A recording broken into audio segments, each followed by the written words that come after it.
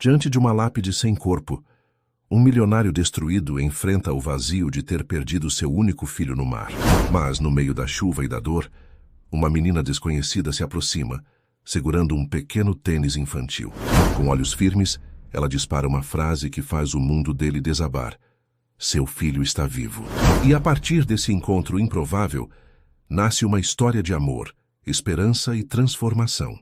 Se você ama boas histórias, por favor, se inscreva no nosso canal e comente de onde você é. Continuamos. A chuva caía sem piedade sobre a Praia dos Ingleses, em Florianópolis. As gotas grossas batiam contra o mármore polido da placa memorial, fazendo um barulho ritmado que parecia acompanhar o coração partido de Augusto Mendonça. Imponente em seu terno preto ensopado, o empresário de 45 anos permanecia imóvel, o olhar fixo na pequena lápide onde estava gravado o nome de seu único filho, Lucas. Não havia corpo ali, apenas um símbolo. Um lembrete cruel de que, há exatos 3 meses, o mar de Santa Catarina havia engolido sua última razão para viver. Senhor Mendonça, está chovendo muito forte. Precisamos ir, insistiu Paulo, seu motorista e segurança pessoal, há mais de uma década. Augusto não respondeu. Em sua mão direita, apertava com força um tênis infantil verde e branco, o Bunussi, único vestígio que as equipes de resgate conseguiram encontrar após dias de buscas intensas. Um passeio de veleiro que deveria ter sido apenas mais uma tarde de diversão entre pai e filho, transformou-se em pesadelo quando uma tempestade repentina virou a embarcação. Augusto sobreviveu por milagre, resgatado por pescadores locais. Lucas, com apenas 10 anos, desapareceu entre as ondas furiosas. Mais 5 minutos, murmurou Augusto, a voz embargada. Paulo respeitou o pedido e recuou alguns passos, observando com pesar aquele homem que já havia sido um dos empresários mais vibrantes e visionários de Santa Catarina. O império imobiliário que Augusto construiu ao longo de 2 décadas, transformando a orla norte da ilha em um dos destinos mais cobiçados do país, agora estava à deriva, assim como seu fundador. Desde o acidente, Augusto abandonara tudo. Não comparecia mais às reuniões da Mendonça Incorporações, ignorava as centenas de mensagens que recebia diariamente e raramente saía da mansão no Jurerê Internacional, exceto para visitar aquela placa memorial. Os rumores sobre seu colapso emocional já corriam soltos pelo mercado imobiliário, e muitos abutres corporativos começavam a rondar seus negócios, sentindo a oportunidade de abocanhar pedaços do império que parecia prestes a ruir. A dor da perda de Lucas somava-se a outra ferida ainda aberta. 5 anos antes, Clara, sua esposa, partira após uma batalha fulminante contra um tumor cerebral. Em menos de 6 meses, Augusto viu a mulher que amava definhar até o último suspiro. Desde então, dedicara toda a sua existência ao filho, a única luz que restara em sua vida. Agora, mesmo essa luz se apagara. Senhor, por favor, o médico disse que o senhor não pode se expor assim, insistiu Paulo, preocupado ao ver o patrão tremer de frio sob a chuva impiedosa. Augusto finalmente cedeu. Com passos lentos, afastou-se da lápide, mas em vez de seguir para o luxuoso SUV estacionado próximo ao cemitério, virou-se na direção oposta. Vou caminhar um pouco, disse, com uma firmeza que não permitia contestação. Sozinho. Mas, senhor, Paulo, por favor, preciso disso. Estarei bem, volto para casa mais tarde. Relutante, o segurança observou seu patrão afastar-se sob a chuva, caminhando sem direção aparente. Augusto não sabia para onde ia e tampouco se importava. Seus pés o levaram para longe do bairro nobre, atravessando a ponte que conectava o norte da ilha ao centro da cidade. A chuva continuava caindo, mas ele mal a sentia. Sua mente estava presa em uma espiral de lembranças. Lucas correndo pela praia, Lucas aprendendo a nadar, Lucas sorrindo ao receber seu primeiro barquinho de madeira.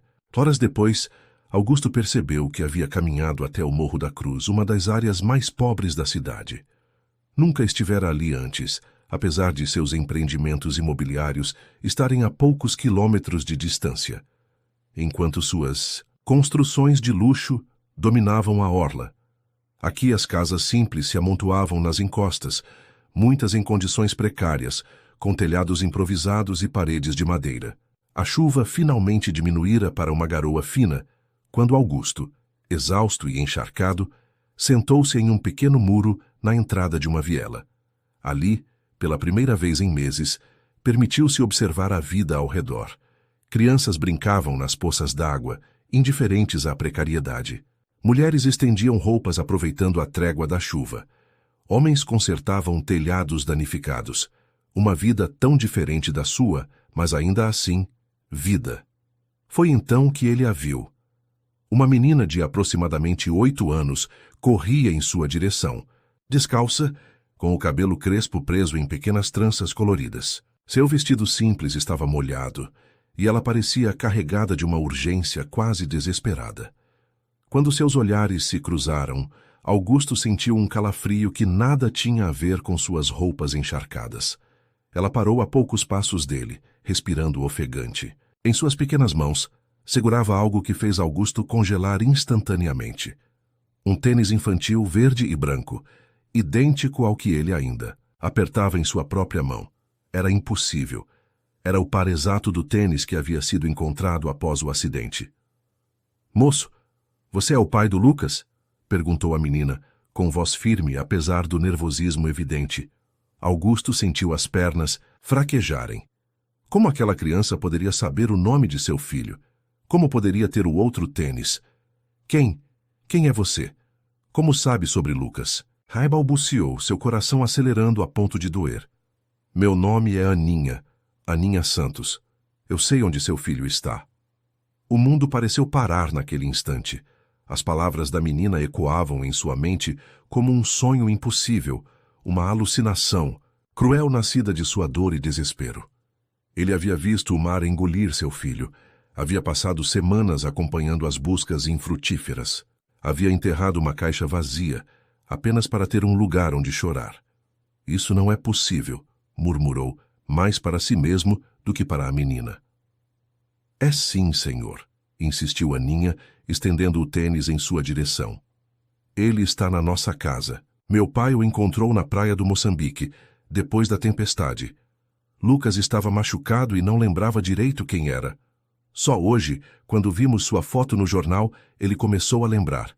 Augusto olhou para o tênis em sua mão e depois para o que a menina oferecia. Eram idênticos, indiscutivelmente do mesmo par. Um presente que ele mesmo havia dado a Lucas no último aniversário. "Você pode me levar até ele?" perguntou, a voz trêmula de uma esperança dolorosa que temia alimentar. Aninha assentiu, estendendo a mão pequena e calejada para o homem. "Venha, não é longe daqui." Tomado por uma emoção que não conseguia nomear, uma mistura de medo, esperança e incredulidade, Augusto segurou a mão da menina e deixou-se guiar pelas vielas estreitas do Morro da Cruz. A cada passo, seu coração batia mais forte, dividido entre o terror de estar sendo enganado e a esperança angustiante de que, por algum milagre inexplicável, seu filho pudesse estar vivo. O caminho parecia interminável, enquanto subiam por becos e escadarias improvisadas. Finalmente, chegaram a uma pequena casa de madeira, com telhado de zinco e uma pequena varanda protegida por uma lona azul desbotada. Aninha abriu a porta e chamou. "Pai!" Trouxe ele. Trouxe o pai do Lucas. Um homem alto e magro, com as mãos calejadas e o rosto marcado pelo sol, apareceu na entrada. Seus olhos encontraram os de Augusto, com uma mistura de alívio e apreensão. "Graças a Deus o senhor veio", disse ele, estendendo a mão. "Sou Joaquim Santos. Há 3 meses estamos cuidando do seu menino." Augusto mal conseguia respirar. Onde ele está?" "Ele saiu faz pouco tempo", respondeu Joaquim com visível preocupação. "Deixou um bilhete dizendo que iria esperar no lugar onde vocês dois sempre iam juntos. Disse que tinha certeza que o senhor iria até lá hoje." O bilhete, escrito com a caligrafia irregular e infantil que Augusto conhecia tão bem, dizia apenas: "Vou esperar no nosso lugar especial, pai. Agora eu lembro de tudo." As lágrimas finalmente vieram incontroláveis.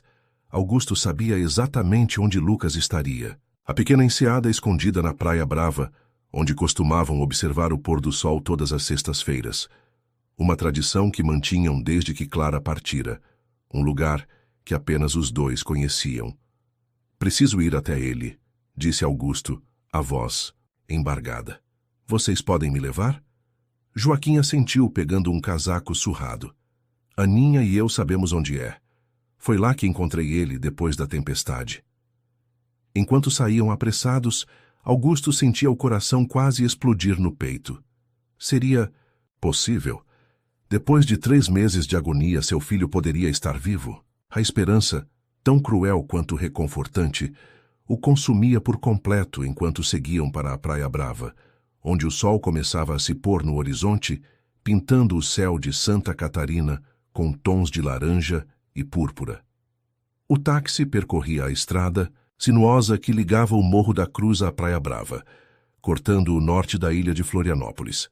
Dentro do veículo, o silêncio era quebrado apenas pelo ruído ocasional dos limpadores de para-brisa, que afastavam a garoa persistente. Augusto, sentado no banco traseiro ao lado de Aninha, mantinha os olhos fixos na paisagem que passava, mas sua mente estava longe, dividida entre a esperança e o medo.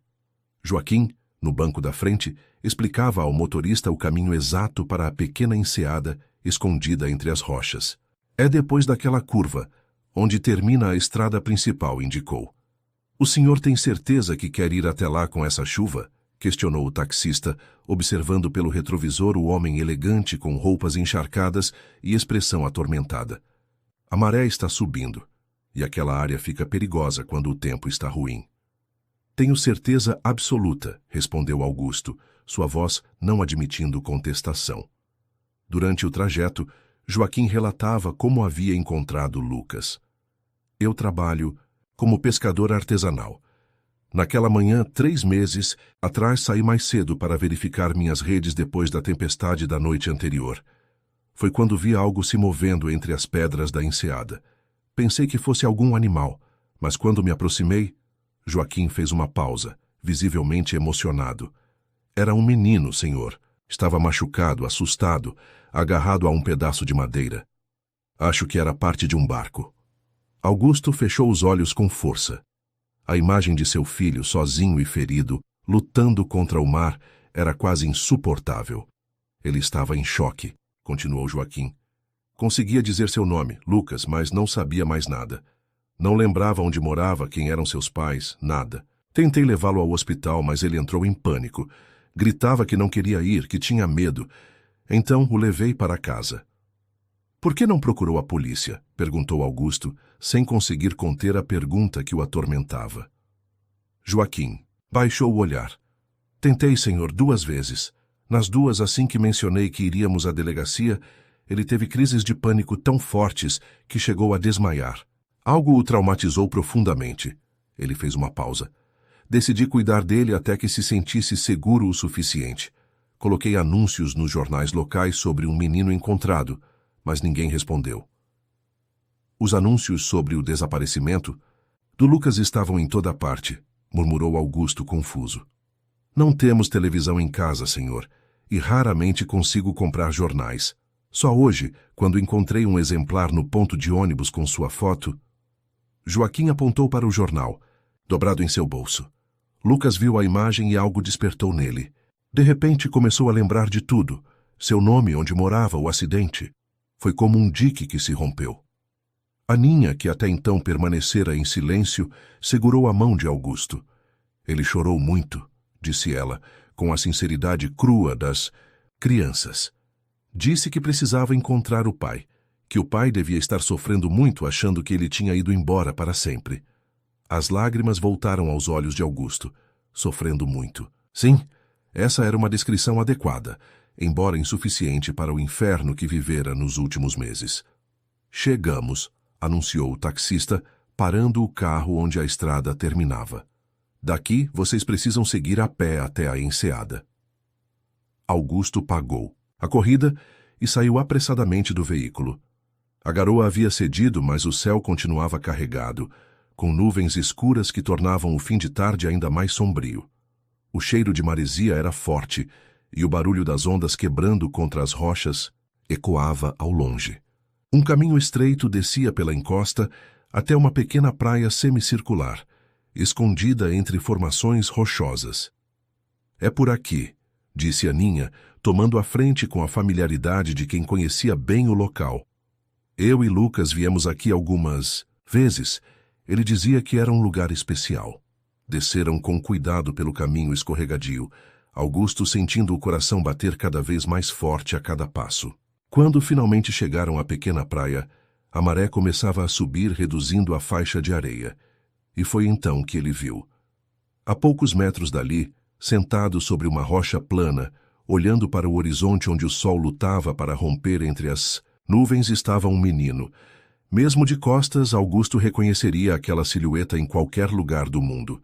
O cabelo castanho claro, ligeiramente comprido, balançando com a brisa marinha. A postura, os ombros, a maneira como inclinava levemente a cabeça para o lado. Eram detalhes que conhecia intimamente, que faziam parte de sua alma. Lucas, chamou, a voz quase inaudível, engasgada pela emoção. O menino virou-se lentamente. Seu rosto, antes tão vivaz e sorridente, mostrava agora marcas sutis de sofrimento. Uma pequena cicatriz nova cortava sua sobrancelha esquerda, e seus olhos pareciam mais velhos, como se tivessem visto coisas que nenhuma criança deveria ver. Mas era ele. Indiscutivelmente era Lucas. Por um instante que pareceu uma eternidade, os dois apenas se olharam. O mundo ao redor desapareceu. Não havia mar, nem céu, nem praia. Apenas pai e filho se reencontrando, após uma separação que parecia impossível de superar. Foi Lucas quem quebrou a imobilidade. Com um soluço que sacudiu seu pequeno corpo, ele saltou da pedra e correu na direção do pai. "Pai!" gritou a voz embargada pelo choro. "Pai!" Augusto caiu de joelhos na areia molhada, os braços abertos para receber seu filho. Quando Lucas finalmente colidiu contra seu peito, agarrando-se a ele com toda a força que seus braços de 10 anos permitiam, Augusto sentiu como se seu coração, despedaçado durante meses, começasse a se reconstruir. "Meu filho", soluçou abraçando Lucas com tanta força que temia quebrá-lo. "Meu filho, você está vivo. Você está aqui." Os dois choravam sem controle, agarrados um ao outro como se temessem que qualquer separação, mesmo mínima, pudesse levá-los a outro abismo de perda. Augusto cobria o rosto de Lucas de beijos, tocava seus cabelos, suas bochechas, seus ombros, precisando sentir que ele era real, que não se tratava de um sonho cruel ou uma alucinação nascida do desespero. "Me desculpa, pai", soluçou Lucas entre lágrimas. "Eu não conseguia lembrar. Eu tentei, juro que tentei, mas minha cabeça doía tanto quando eu forçava..." "Shh, está tudo bem", acalmou-o Augusto, embalando-o nos braços como fazia quando Lucas era apenas um bebê. "Você está aqui agora. É só isso que importa." Joaquim e Aninha observavam a cena a uma distância respeitosa, também emocionados. A menina chorava silenciosamente, enquanto o pai colocava um braço protetor ao redor de seus ombros.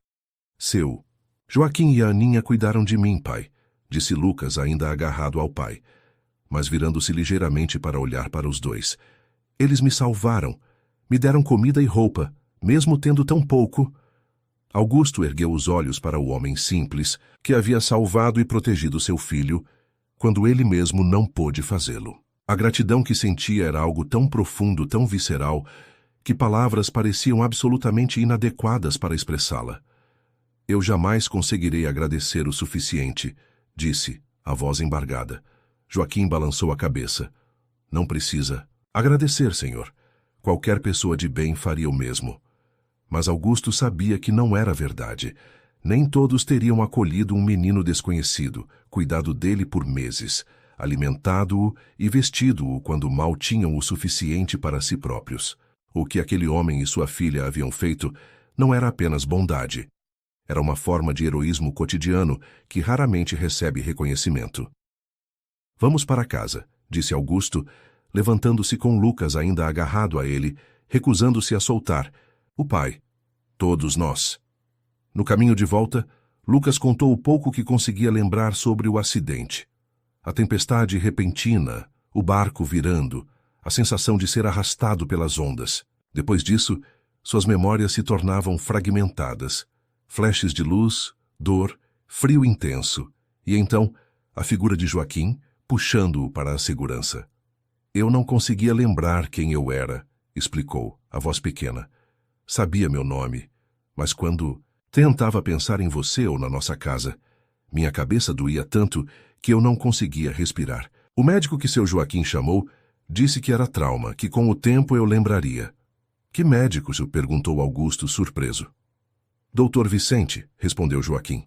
Um amigo que trabalha no posto de saúde do morro. Ele veio ver Lucas algumas vezes, quando conseguia uma folga. Disse que o menino sofreu um trauma psicológico severo, além dos ferimentos físicos, que forçá-lo a lembrar poderia piorar as coisas.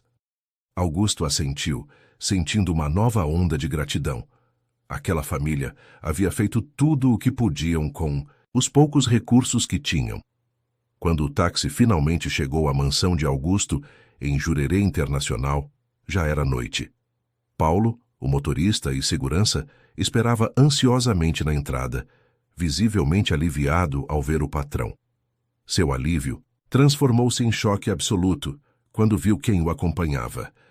Meu Deus do céu, Lucas! Exclamou incrédulo. Oi, Paulo! E respondeu o menino, sorrindo pela primeira vez desde o reencontro.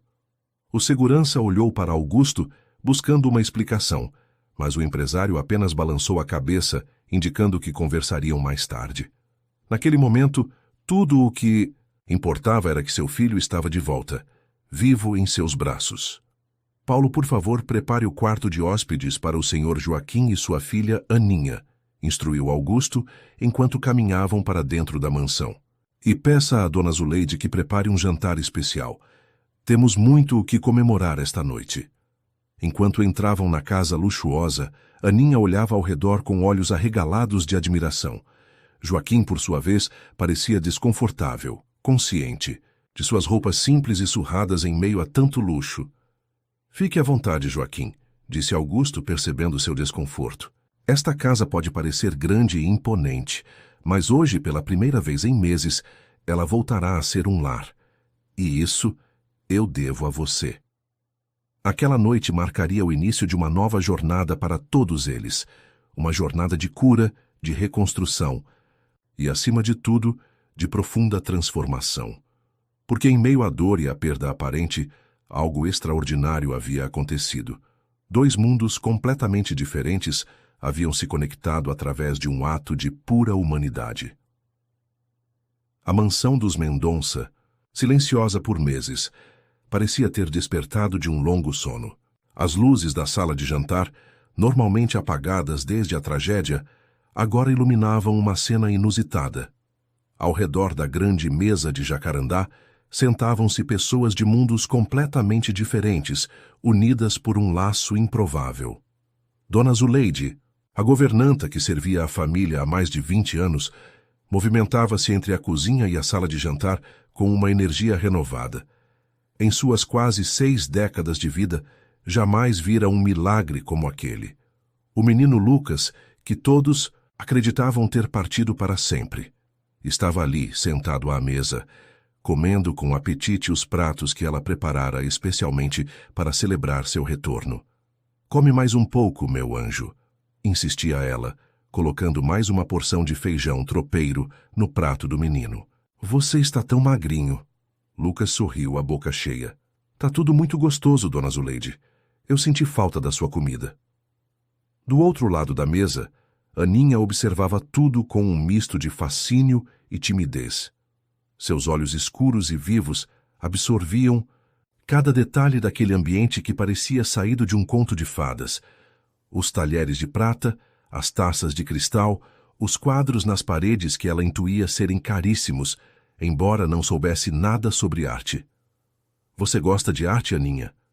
Perguntou Augusto, notando o interesse da menina por uma tela em particular. Uma paisagem da Lagoa da Conceição pintada por um renomado artista local. Eu gosto de desenhar, respondeu ela, hesitante. Na escola, a professora diz que tenho talento. Ela desenha muito bem mesmo, senhor, confirmou Joaquim, que parecia deslocado em sua cadeira, tentando manter a postura correta e usar os talheres da maneira apropriada. Sempre ganha os concursos da escola. mesmo sem ter materiais de qualidade. Augusto assentiu, observando o homem simples que salvara seu filho. Joaquim tinha aproximadamente sua idade, mas as marcas em seu rosto e nas mãos contavam histórias de uma vida de trabalho duro e privações. Ainda assim, havia uma dignidade inegável em sua figura, um tipo de nobreza que não vinha de títulos ou posses, mas de caráter. Amanhã mesmo providenciarei materiais de arte para você, Aninha, disse Augusto, e talvez possamos encontrar um bom curso para desenvolver seu talento. Os olhos da menina brilharam, mas ela rapidamente olhou para o pai como se pedisse permissão para se empolgar com a oferta. O senhor não precisa fazer isso, disse Joaquim, visivelmente desconfortável. Já estamos muito gratos pela hospitalidade, mas não queremos incomodar. Não é incômodo algum, respondeu Augusto com sinceridade. É o mínimo que posso fazer depois de tudo que vocês fizeram pelo Lucas. O jantar prosseguiu entre conversas cautelosas, todos ainda se ajustando à extraordinária situação. Lucas, embora obviamente feliz por estar em casa, demonstrava um apego visível a Joaquim e Aninha, sentando-se próximo a eles e frequentemente verificando se estavam confortáveis. Era evidente que um vínculo profundo havia se formado entre eles durante os 3 meses de convivência. Após a refeição, enquanto Dona Zuleide servia a sobremesa, um pudim de leite que era o favorito de Lucas, o menino começou a contar sobre sua vida no Morro da Cruz. Seu Joaquim me ensinou a consertar redes de pesca, contou ele animado. E a Aninha me mostrou todos os caminhos do morro. Lá de cima dá para ver a ilha inteira, pai. É incrível. Augusto observava seu filho com uma mistura de alegria e tristeza. Era doloroso imaginar Lucas vivendo em condições tão diferentes das que estava acostumado, mas ao mesmo tempo era evidente que o menino havia sido genuinamente feliz com Joaquim e Aninha, apesar da simplicidade. O senhor criou Lucas muito bem, comentou Joaquim, quebrando momentaneamente seu silêncio habitual. Mesmo sem lembrar quem era, ele sempre demonstrou valores fortes, nunca reclamou da nossa pobreza, sempre se ofereceu para ajudar nas tarefas e tratava todos com respeito. Augusto sentiu os olhos marejarem. Era o tipo de elogio que verdadeiramente importava. Saber que seu filho, mesmo em circunstâncias adversas, mantivera a essência que ele e Clara tanto se esforçaram para cultivar. Clara e eu sempre tentamos ensiná-lo que o caráter vale mais que qualquer fortuna, disse a voz embargada ao mencionar a esposa falecida. Clara era sua esposa? Perguntou Aninha com a franqueza própria das crianças. Sim, respondeu Augusto, surpreendendo-se com a facilidade com que falava sobre ela, algo que normalmente evitava. A mãe de Lucas. Ela nos deixou há 5 anos. Igual a minha mãe, disse Aninha, com uma sabedoria além de seus anos. O Lucas me contou sobre ela. Disse que era linda e que cantava músicas para ele dormir. Lucas assentiu, os olhos brilhando com memórias. A mamãe cantava Boi da Cara Preta toda noite, lembra, pai? Do jeito que a vovó ensinou. Augusto sorriu, recordando as noites em que Clara, mesmo exausta após um dia inteiro no hospital onde trabalhava como pediatra, nunca deixava de cantar para o filho. Lembro sim, filho, e ela ficaria tão feliz em ver você agora. Um silêncio confortável pairou sobre a mesa, cada um perdido em seus próprios pensamentos, até que Paulo, o motorista e segurança, entrou na sala. Senhor Augusto, os quartos de hóspedes estão prontos, anunciou. E o Dr. Maurício está aqui, como o senhor pediu. Augusto assentiu levantando-se. Obrigado, Paulo. Por favor, leve-o ao escritório. Estarei lá em 1 minuto. Voltando-se para Joaquim, explicou. Dr. Maurício é o médico da família. Gostaria que ele examinasse o Lucas, apenas por precaução. Vocês se importariam de esperarem um pouco enquanto converso com ele? Claro. Que não, senhor, respondeu Joaquim também se levantando. Na verdade, acho que já é hora de irmos, não queremos abusar. Ir? Perguntou Augusto surpreso. Mas já preparamos quartos para vocês. É muito tarde para voltarem ao morro, especialmente com esse tempo. Joaquim parecia dividido. Era evidente que se sentia deslocado naquele ambiente luxuoso, mas também demonstrava preocupação genuína por Lucas. Por favor, seu Joaquim, pediu Lucas, agarrando-se ao braço do pescador. Fica só esta noite. Amanhã eu posso mostrar minha coleção de miniaturas de barcos para vocês. Aninha olhou esperançosa para o pai, claramente encantada com a ideia de passar a noite naquela casa que parecia um palácio. Está bem, cedeu Joaquim finalmente. Mas só esta noite. Enquanto Dona Zuleide conduzia Joaquim e Aninha até seus quartos, Augusto levou Lucas para o escritório, onde o Dr. Maurício os aguardava. O médico, um senhor de cabelos grisalhos que acompanhava a família Mendonça, há décadas, mal conseguiu esconder sua surpresa ao ver o menino. Lucas, exclamou levantando-se rapidamente de sua cadeira. Meu Deus, é um milagre. O exame foi rápido e tranquilo. Dr. Maurício verificou os sinais vitais de Lucas, examinou a cicatriz sobre sua sobrancelha e fez algumas perguntas simples para avaliar seu estado cognitivo. Ao final, seu diagnóstico foi reconfortante, além de uma leve desnutrição, e a cicatriz já em processo avançado de cicatrização, Lucas estava em excelente estado de saúde. Quanto à amnésia temporária, explicou o médico, após Lucas ter sido levado por Dona Zuleide para tomar um banho, é um fenômeno conhecido em casos de trauma severo. A mente às vezes bloqueia memórias traumáticas como um mecanismo de defesa. O fato de ele ter recuperado suas memórias ao ver sua foto no jornal é um excelente sinal. Ele vai ficar bem? Perguntou Augusto, ainda ansioso. Fisicamente, sem dúvida. Emocionalmente, ele precisará de tempo e apoio. Recomendo fortemente acompanhamento psicológico, mas não há razão para preocupação excessiva. Lucas é uma criança resiliente, e ter sobrevivido a essa experiência só demonstra sua força interior. Após a partida do médico, Augusto foi verificar se seus hóspedes estavam confortáveis. Encontrou Aninha já adormecida em uma das suítes de hóspedes, aparentemente vencida pelo cansaço e pelas emoções do dia. Joaquim, porém, estava na varanda adjacente ao quarto, olhando para as luzes da cidade que se estendiam abaixo de Jurerê Internacional. Posso me juntar a você? Perguntou Augusto, aproximando-se com 2 taças de vinho. Joaquim assentiu, aceitando a bebida oferecida com um agradecimento silencioso. Por alguns minutos, os 2 homens permaneceram em silêncio, cada um perdido em seus próprios pensamentos, unidos apenas pela presença compartilhada e pelo conhecimento tácito do milagre que haviam testemunhado naquele dia. Sua filha é uma menina extraordinária, comentou Augusto finalmente. Ela é tudo o que tenho, respondeu Joaquim, um sorriso, suave suavizando suas feições normalmente sérias. Desde que Maria nos deixou, quando Aninha tinha apenas 4 anos, tem sido nós 2 contra o mundo. Deve ter sido difícil, observou Augusto, pensando em sua própria luta para criar Lucas após a partida de Clara. Nem sempre foi fácil, admitiu Joaquim, especialmente quando o trabalho na pesca escasseia. Mas nunca deixamos de ter o essencial, um teto, comida na mesa e, acima de tudo, amor e respeito. Augusto sentiu uma onda de admiração por aquele homem. Apesar de todas as dificuldades, Joaquim mantinha uma dignidade e uma integridade que muitos de seus conhecidos abastados jamais poderiam compreender. Joaquim, começou, escolhendo as palavras com cuidado. Gostaria de fazer uma proposta. Minha empresa, a Mendonça Incorporações, está com uma vaga aberta para supervisor de manutenção. É um cargo de confiança, com um salário digno e todos os benefícios. Gostaria que você considerasse aceitá-lo. O pescador pareceu surpreso, quase desconfiado. Por quê? O senhor mal me conhece.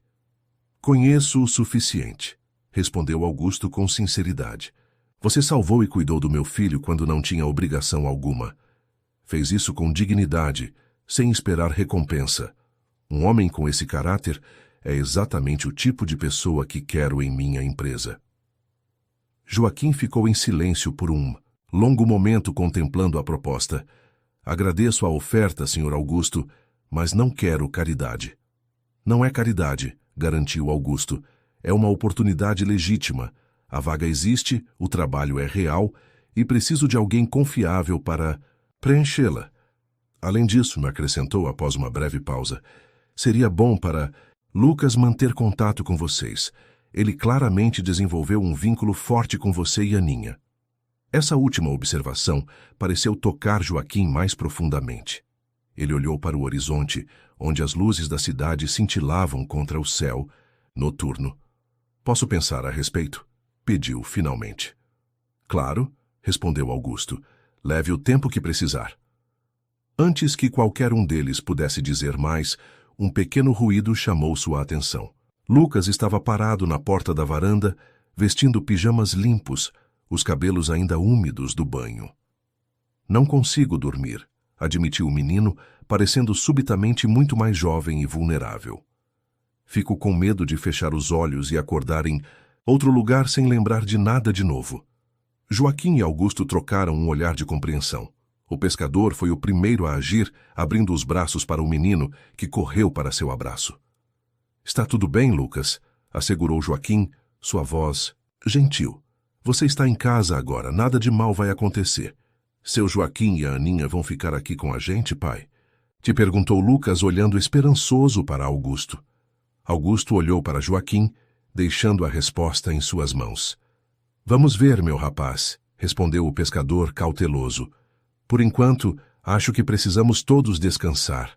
Foi um dia cheio de emoções. Lucas assentiu, ainda relutante em se afastar. Foi Augusto quem finalmente se aproximou, colocando uma mão no ombro do filho. Que tal se dormirmos todos na sala de TV hoje? Te sugeriu. Podemos fazer uma espécie de acampamento com colchões e cobertores. Assim ninguém fica sozinho. O rosto de Lucas iluminou-se. Podemos chamar a Aninha também? Claro, concordou Augusto, olhando para Joaquim em busca de aprovação. Pescador assentiu, um pequeno sorriso surgindo em seus lábios. Ela vai adorar. Sempre quis fazer um acampamento. Assim, naquela noite extraordinária, a sala de TV da mansão Mendonça transformou-se em um improvisado acampamento. Colchões foram dispostos no chão, cobertores e travesseiros espalhados confortavelmente. Lucas e Aninha, apesar do cansaço, estavam animados demais para dormir imediatamente. Então, Augusto colocou um filme de aventura para eles assistirem. Não demorou muito para que as crianças adormecessem, exaustas pelas emoções do dia. Aninha dormia tranquilamente, encolhida sob um cobertor macio, enquanto Lucas havia finalmente sucumbido ao sono, segurando firmemente a mão do pai, como se temesse que ele pudesse desaparecer durante a noite. Joaquim observava a cena com uma expressão pensativa. Seu filho é um menino especial, comentou em voz baixa. Assim como sua filha, respondeu Augusto, igualmente suave para não acordar as crianças. Acho que temos muito o que aprender um com o outro, Joaquim. O pescador assentiu, uma compreensão silenciosa passando entre os dois homens. Naquela noite improvável, sob o mesmo teto, duas famílias de mundos completamente diferentes começavam a se entrelaçar, unidas por um milagre inesperado e pela promessa de um novo amanhecer. Uma semana se passou desde o milagroso reencontro. A notícia do retorno de Lucas correu rapidamente por Florianópolis, atraindo a atenção da imprensa local e até mesmo de alguns veículos nacionais. Augusto, no entanto, protegeu ferozmente a privacidade da família, limitando-se a emitir um breve comunicado, agradecendo pelo apoio e pedindo respeito nesse momento delicado de readaptação. Na mansão de Jurerê Internacional, uma nova rotina começava a se estabelecer. Joaquim, após 2 dias de hesitação, finalmente aceitou a proposta de emprego, com a condição de que seria tratado como qualquer outro funcionário, sem privilégios especiais. Augusto concordou, respeitando o orgulho e a dignidade do homem que salvara seu filho. Aqui está seu crachá e o manual de procedimentos da empresa, disse Renata, a gerente de recursos humanos da Mendonça Incorporações, entregando uma pasta a Joaquim em seu primeiro dia. Sua equipe tem 10 funcionários e é responsável pela manutenção de todos os edifícios administrativos e de lazer do grupo. Joaquim aceitou os materiais com um misto de ansiedade e determinação. Suas mãos, calejadas por décadas de trabalho, com redes e barcos, pareciam deslocadas segurando documentos corporativos e um crachá plastificado com o logo da empresa. Obrigado, respondeu simplesmente. Vou fazer o meu melhor. Renata sorriu genuinamente impressionada com a humildade daquele homem que, segundo os rumores que já corriam pela empresa, havia salvado o filho do dono e agora desfrutava de sua gratidão. Tenho certeza que sim. Senhor Santos, o Sr. Augusto tem grande confiança em suas capacidades. Enquanto isso, na mansão, Aninha vivia sua própria adaptação. Por insistência de Augusto e Lucas, ela e o pai haviam concordado em permanecer na casa de hóspedes, da propriedade pelo menos temporariamente, até encontrarem um lugar adequado para morar. Isso não está certo. Pai, disse Aninha naquela manhã enquanto arrumava sua pequena mochila para o primeiro dia na nova escola. A gente não devia aceitar tanta coisa do seu Augusto. Joaquim suspirou, ajustando a gravata que Augusto insistira que ele usasse no primeiro dia de trabalho. Eu também me sinto desconfortável, filha. Mas pense no Lucas. Ele precisa de nós por perto, pelo menos por enquanto, e você merece a oportunidade de estudar em uma escola boa. A menina assentiu, ainda não totalmente convencida. Com apenas 8 anos, Aninha já demonstrava uma maturidade surpreendente, fruto de uma vida onde as dificuldades apareciam cedo e as responsabilidades também. E nossa casa no morro? Perguntou preocupada com os poucos pertences que haviam deixado para trás. Seu Paulo e alguns funcionários do Sr. Augusto foram buscar nossas coisas ontem, explicou Joaquim. Nossos pertences chegam hoje à tarde. Nesse momento, uma batida suave na porta interrompeu a conversa. Era Dona Zuleide, a governanta, acompanhada por Lucas, que mal conseguia conter a excitação. Vamos, Aninha. O motorista já está esperando para levar a gente para a escola. A governanta sorriu, observando o entusiasmo do menino. O café da manhã está servido na varanda, como o Sr. Joaquim prefere, informou. E preparei lanches para as crianças. Levarem. Joaquim agradeceu, ainda desconfortável com a ideia de ser servido. Em sua vida simples no Morro da Cruz, sempre fizera tudo sozinho. Desde preparar as refeições até consertar o telhado que frequentemente cedia às chuvas fortes. Agora, vivia em uma casa onde havia pessoas para fazer essas tarefas, e isso o fazia sentir-se de certa forma menos útil. Durante o café da manhã, Augusto juntou-se a eles trazendo uma pasta de documentos e um semblante mais leve do que Joaquim jamais vira desde que o conhecera. Bom dia a todos, cumprimentou, aceitando a xícara de café que Dona Zuleide lhe oferecia. Joaquim, preparei alguns documentos para você assinar quando tiver um momento. São para a transferência de Aninha, para a nova escola e para o plano de saúde da empresa, que cobre dependentes. Joaquim assentiu, grato, mas ainda desconfortável. Senhor Augusto, eu realmente aprecio tudo o que está fazendo por nós, mas se sente como se estivesse recebendo caridade, completou Augusto compreensivo. Não é o caso, Joaquim. O cargo que ofereci a você é legítimo com responsabilidades reais. Quanto à moradia e à educação de Aninha, considere um benefício adicional para um funcionário-chave. Muitas empresas fazem isso. Antes que Joaquim pudesse responder, Lucas interveio animado. Pai, posso mostrar para a Aninha onde fica a biblioteca depois da escola? Ela me disse que adora ler. Augusto sorriu para o filho, ainda maravilhado com sua presença. Cada momento com Lucas parecia um presente precioso desde seu retorno. Claro que pode, filho. Aliás, Aninha, sinta-se à vontade para usar a biblioteca quando quiser. Tem muitos livros infantis que a Clara, mãe do Lucas, colecionava. Os olhos da menina brilharam com a perspectiva. Obrigada, seu Augusto, respondeu timidamente. Após o café, Paulo, o motorista, levou as crianças para a escola. Joaquim seguiu em outro carro, rumo ao seu primeiro dia na Mendonça Incorporações, enquanto Augusto permaneceu na mansão, trabalhando em seu escritório pessoal, algo que não fazia há meses. A manhã passou rapidamente para todos. Na escola particular onde Lucas estudava desde pequeno, Aninha enfrentou olhares curiosos e algumas perguntas indiscretas. Mas a presença constante de Lucas ao seu lado tornou tudo mais fácil. Essa é a minha amiga Aninha, Lucas apresentava, a todos com orgulho. Ela e o pai dela me salvaram quando eu me perdi no mar. Na empresa, Joaquim conheceu sua equipe, um grupo de homens experientes em manutenção predial que o receberam com respeito, embora com alguma curiosidade sobre sua conexão com o TC, dono da empresa. O importante é que você entende do trabalho, companheiro, disse Severino, o mais velho do grupo, após a primeira reunião. Aqui a gente não liga muito para como você chegou, mas sim para como você lidera. Joaquim apreciou a franqueza. Sou pescador de ofício, mas já fiz de tudo um pouco na vida. Eletricidade, encanamento, carpintaria. Quando você vive no morro, aprende a se virar. Severino assentiu, satisfeito. Então vai se dar bem aqui. Vamos, vou te mostrar os prédios pelos quais somos responsáveis. Ao final do dia, quando Joaquim retornou à mansão, encontrou Augusto no escritório, falando ao telefone com evidente irritação. Não me importa o que a concorrência está oferecendo, Rafael, dizia ele, a voz firme. Não vou dispensar.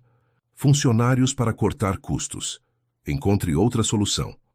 Após uma pausa, continuou. Não, essa discussão está encerrada. Marcamos uma reunião para amanhã às 9h. Traga alternativas que não envolvam demissões. Ao desligar, notou a presença de Joaquim à porta e fez um gesto para que entrasse. Desculpe por isso, disse, passando a mão pelos cabelos em um gesto de frustração. Alguns dos meus diretores aproveitaram minha ausência para sugerir mudanças com as quais não concordo. Joaquim permaneceu em silêncio, consciente de que estava testemunhando um lado do empresário que poucos viam, o homem por trás do império, com suas próprias lutas e princípios. Como foi seu primeiro dia? Perguntou Augusto, mudando de assunto. Produtivo, respondeu Joaquim, sucinto como sempre. A equipe é boa, competente, mas notei alguns problemas estruturais no edifício Maresias, que precisam de atenção imediata. Augusto levantou as sobrancelhas, surpreso com a objetividade do relatório. Que tipo de problemas? Infiltrações no subsolo, principalmente. Se não forem tratadas logo, podem comprometer a estrutura. Preparei um relatório preliminar, disse, entregando algumas folhas preenchidas à mão com uma caligrafia simples, mas impecavelmente legível. Augusto examinou o documento, impressionado com a clareza e precisão das observações. Isso é excelente, Joaquim. Vou encaminhar para a engenharia imediatamente. Um pequeno sorriso de satisfação apareceu no rosto normalmente austero de Joaquim. Por mais desconfortável que ainda se sentisse com sua nova posição, havia um prazer inegável em ser útil, em fazer bem o que sabia. As crianças? E perguntou, mudando de assunto. Estão na biblioteca, respondeu Augusto. Lucas está mostrando seus livros favoritos para Aninha. Ela é uma menina extraordinária, Joaquim. A professora ligou hoje, impressionada com seu desempenho no teste de nivelamento. O orgulho brilhou nos olhos do pescador. Ela sempre foi inteligente, só faltavam oportunidades. Bem, agora ela as terá, garantiu Augusto.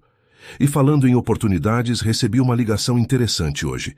A reportagem sobre o retorno do Lucas chegou aos ouvidos de uma organização chamada Instituto Novo Amanhecer. Eles trabalham com crianças e famílias em situação vulnerável aqui na ilha. Querem marcar uma reunião. Joaquim ergueu uma sobrancelha, curioso. Para quê?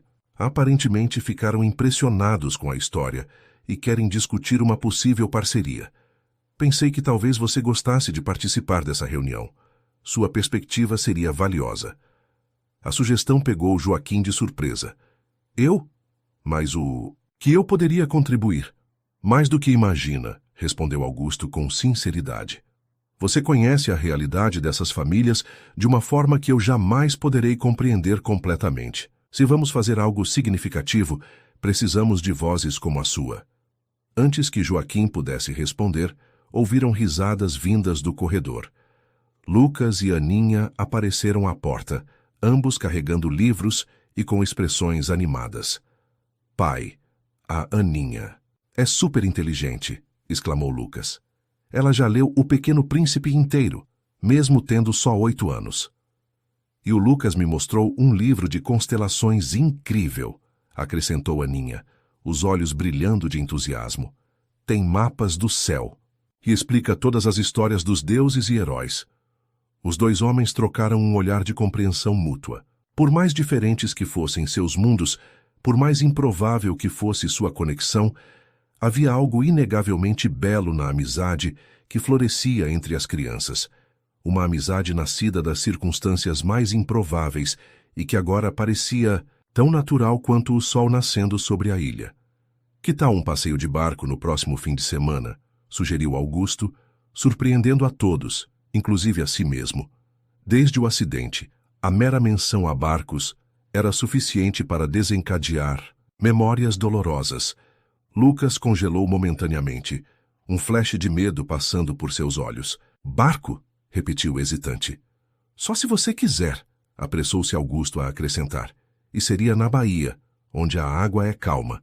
O Dr. Maurício disse que enfrentar gradualmente os medos pode ajudar a superá-los. Para surpresa de todos foi Aninha quem falou. Meu pai pode dirigir o barco, ele é o melhor pescador de toda a ilha. Lucas olhou para Joaquim com uma confiança renovada. Se o seu Joaquim estiver no comando, eu vou, decidiu corajosamente. O pescador sentiu um nó na garganta diante da confiança depositada nele. Seria uma honra, disse simplesmente. Naquela noite, após as crianças terem ido dormir, Augusto encontrou Joaquim novamente na varanda da casa de hóspedes. Sem palavras, ofereceu-lhe uma taça de vinho, estabelecendo o que já se tornava um ritual entre eles, um momento de reflexão compartilhada ao final do dia. Sabe, Joaquim, começou Augusto após alguns minutos de silêncio contemplativo.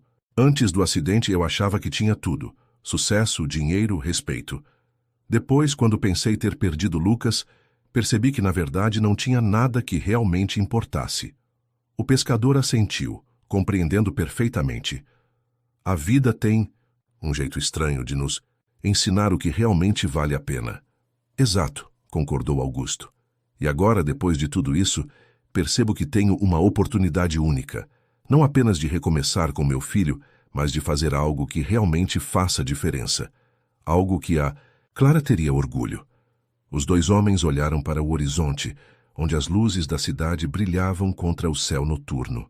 Abaixo deles, em algum lugar naquela paisagem, estava o Morro da Cruz, com suas casas simples e suas histórias de luta e perseverança. O que está pensando? Perguntou Joaquim, notando a expressão contemplativa do empresário.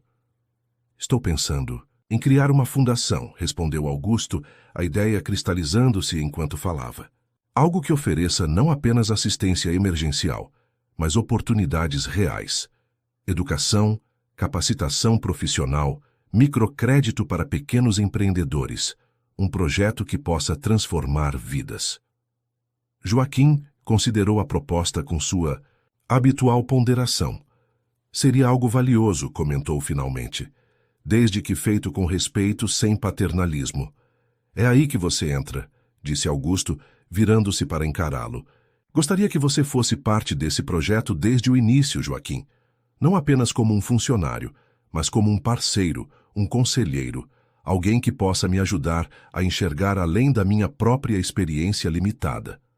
A proposta pairou entre eles, carregada de possibilidades. Para Joaquim, representava algo que jamais imaginara para si mesmo, uma chance de impactar não apenas a vida de sua filha, mas potencialmente de muitas outras famílias que enfrentavam as mesmas dificuldades que ele conhecia tão bem. Eu precisaria pensar, disse finalmente. É uma responsabilidade grande. Augusto assentiu, respeitando sua cautela. Não espero uma resposta agora. Pense com calma, mas saiba que a oferta é sincera. Enquanto conversavam, não perceberam duas pequenas figuras que os observavam pela janela entreaberta. Lucas e Aninha, que deveriam estar dormindo, mas haviam escapulido para ouvir a conversa dos adultos. Seu pai é incrível, sussurrou. Lucas para a amiga. O seu também, respondeu ela com um sorriso. Acho que juntos eles podem fazer coisas realmente grandes. Lucas assentiu.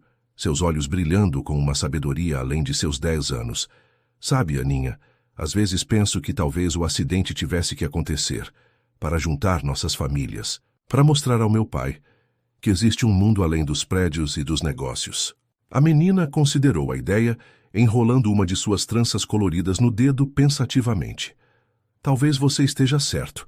Talvez tudo aconteça por uma razão. Os dois amigos voltaram silenciosamente para suas camas, deixando os adultos com seus vinhos e suas reflexões. Na mansão que antes parecia vazia demais, agora florescia algo novo e precioso.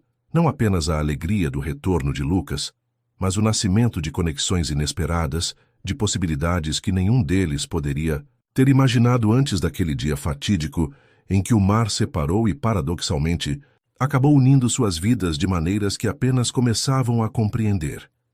O sol de Florianópolis brilhava intensamente sobre a Baía Norte quando o veleiro Esperança, recém-batizado por Augusto, cortava suavemente as águas calmas. A embarcação, menor e mais simples que o iate luxuoso que naufragara 3 meses antes, simbolizava o novo começo que todos buscavam. No comando, Joaquim manipulava o leme com a segurança de quem nasceu no mar, enquanto Lucas, inicialmente tenso, começava aos poucos a relaxar, protegido pelo colete salva-vidas e pela presença reconfortante de seu pai ao lado. Viu só, Lucas? Não é tão assustador, comentou Aninha sentada próxima ao amigo, seus pés descalços balançando no ritmo das pequenas ondas. O menino assentiu, ainda um pouco pálido, mas visivelmente determinado a superar o trauma. Estou bem, garantiu, apertando a mão do pai, especialmente com o seu Joaquim dirigindo. Augusto observava a interação com o coração apertado de orgulho e gratidão. Nas últimas 2 semanas, desde o milagroso reencontro, Lucas demonstrava uma resiliência que o surpreendia diariamente. As sessões com a psicóloga infantil, doutora Cristina, estavam ajudando o menino a processar o trauma do acidente e da amnésia temporária. Crianças têm uma capacidade incrível de adaptação, explicara a especialista. O importante é não forçá-lo, mas também não superprotegê-lo. Deixe que ele estabeleça seu próprio ritmo de recuperação. E ali estava Lucas, enfrentando corajosamente o mar que quase o levara, amparado pela estranha e maravilhosa família que o destino havia construído ao seu redor. Olhem ali, exclamou Joaquim de repente, apontando para o horizonte. Golfinhos! As crianças correram para a proa, encantadas com os animais que saltavam graciosamente a alguma distância. Por um momento, todos os medos e preocupações pareceram se dissipar, substituídos pela pura alegria do momento. Compartilhado. Enquanto observava a cena, Augusto sentiu seu celular vibrar no bolso. Normalmente, ignoraria chamadas durante momentos familiares, mas o nome no visor o fez atender. Era Rafael Castilho, seu diretor financeiro, e um dos poucos executivos que permanecera leal durante sua ausência. Rafael, estou no barco com meu filho. Pode ser rápido? A voz do outro lado soava tensa, quase ansiosa. Desculpe interromper seu fim de semana, Augusto, mas precisamos conversar com urgência. O Grupo Alvarez fez uma oferta pela Ponta do Coral. Augusto franziu o senho. A Ponta do Coral era um dos terrenos mais valiosos e disputados de Florianópolis. Uma área nobre à beira-mar que sua empresa havia adquirido há anos, com planos de desenvolver um complexo residencial e comercial sustentável. O projeto estava temporariamente suspenso desde o acidente de Lucas. Quanto eles ofereceram? Perguntou, afastando-se um pouco para que as crianças não ouvissem a conversa. 30% acima do valor de mercado.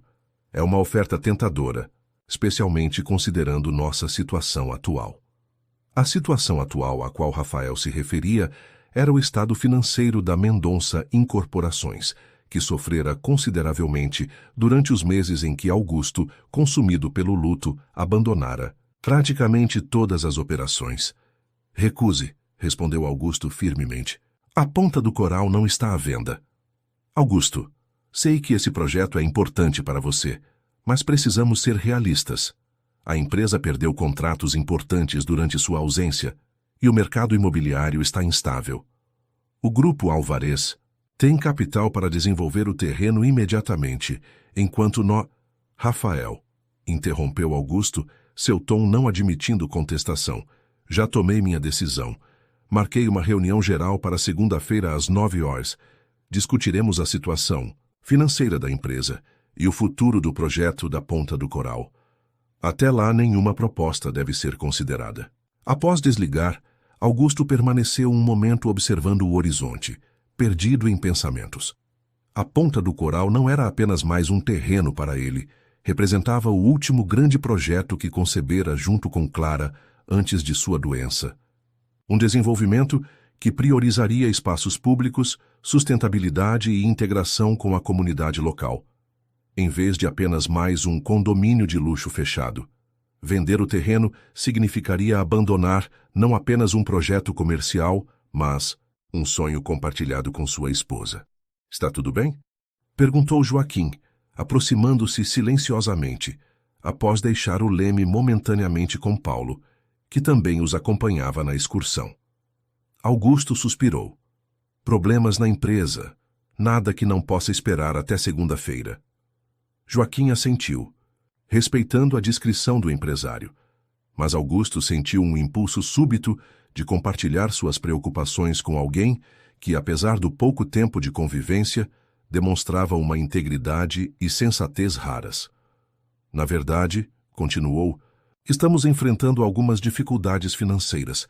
Durante minha ausência, a empresa perdeu direção. Alguns contratos importantes foram para a concorrência e agora estamos sob pressão para vender ativos, incluindo a Ponta do Coral, completou Joaquim, surpreendendo Augusto. Como você sabe sobre isso? Trabalho na sua empresa, lembra? Os funcionários comentam. Dizem que é um projeto especial para você, algo diferente de tudo que a Mendonça Incorporações já fez. Augusto assentiu, surpreso com a perspicácia do pescador. Era um sonho da Clara. Ela sempre criticava como os novos empreendimentos na ilha criavam muros invisíveis entre ricos e pobres. Queria um projeto que fosse diferente, que criasse pontes em vez de barreiras. Parece uma mulher sábia, comentou Joaquim, seu olhar voltando-se para as crianças que continuavam encantadas com os golfinhos. Ela era, confirmou Augusto, a voz suavizando-se com a memória.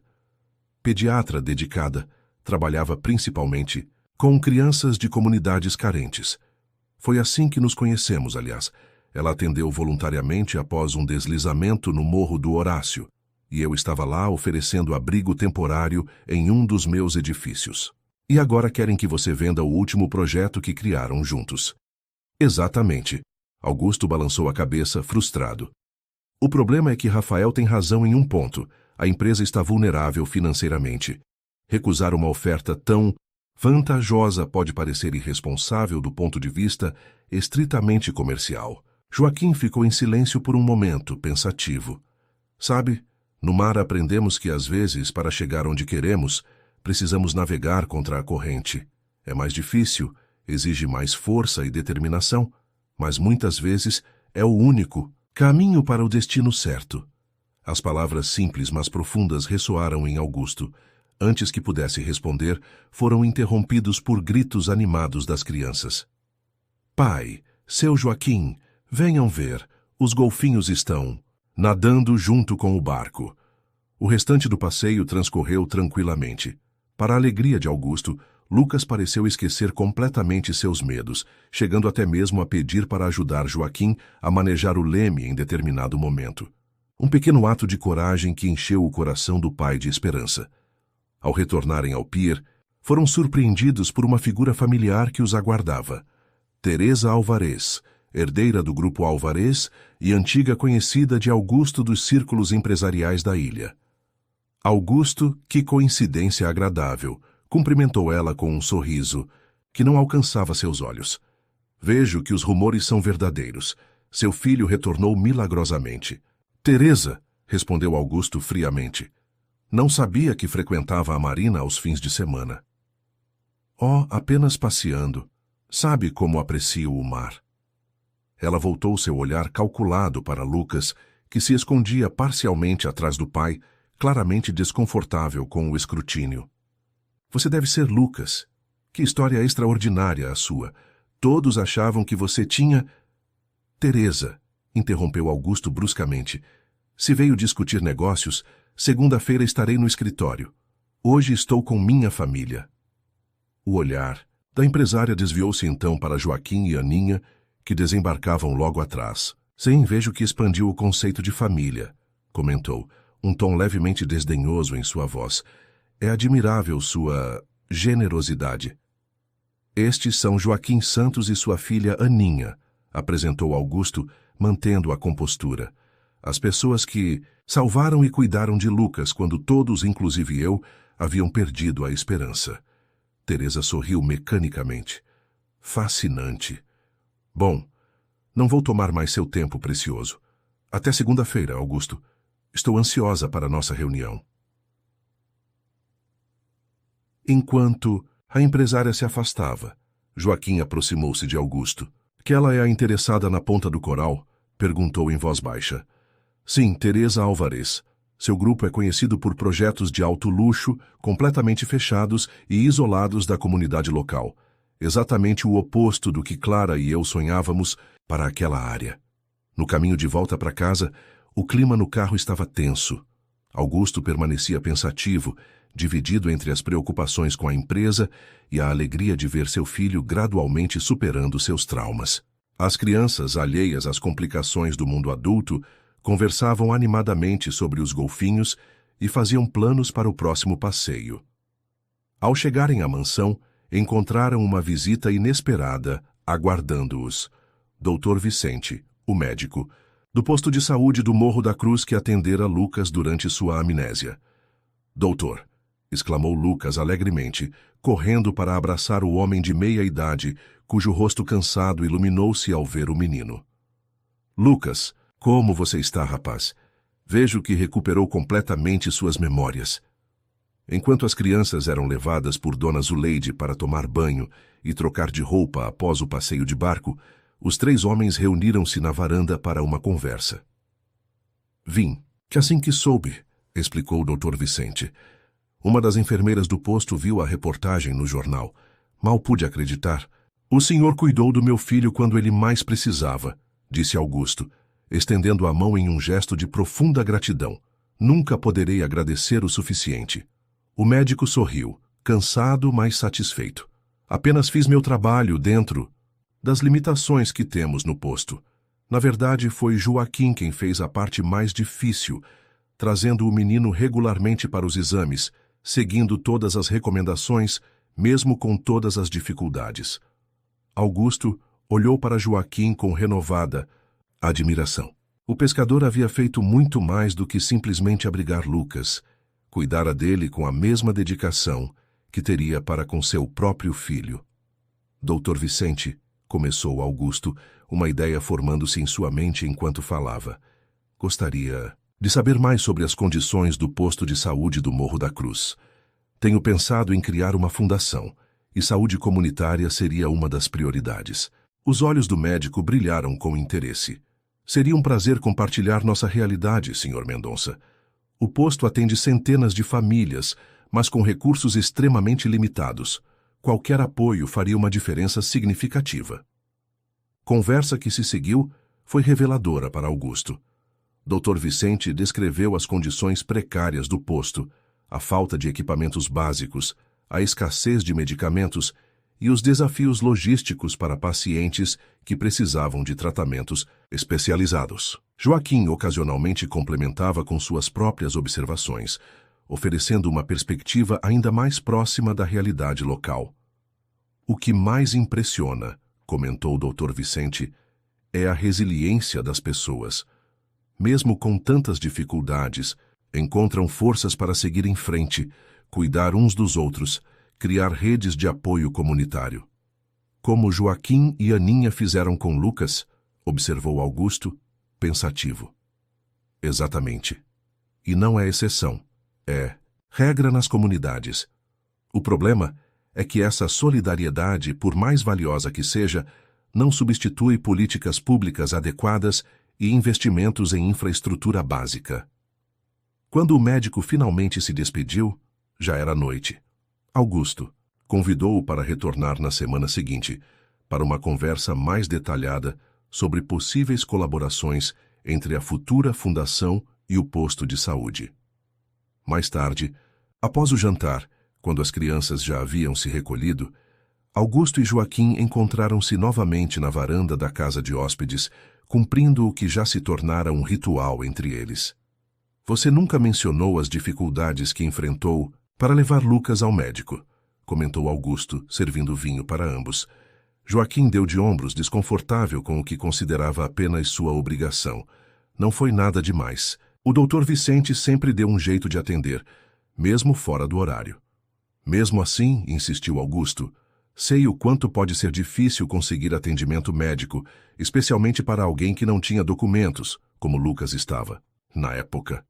Fizemos o que qualquer um faria, respondeu Joaquim simplesmente. Augusto balançou a cabeça, admirado com a humildade do homem. Não, Joaquim, fizeram muito mais do que a maioria faria, e isso me fez pensar. Sobre a fundação? Sim, e sobre a ponta do coral também. Augusto tomou um gole de vinho, organizando seus pensamentos.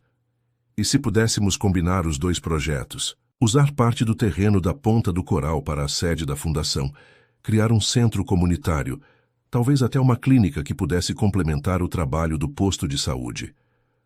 Joaquim considerou a ideia, intrigado. Seria um uso nobre para uma área tão valorizada. Mas e quanto aos aspectos comerciais? Você mesmo disse que a empresa está em dificuldades financeiras.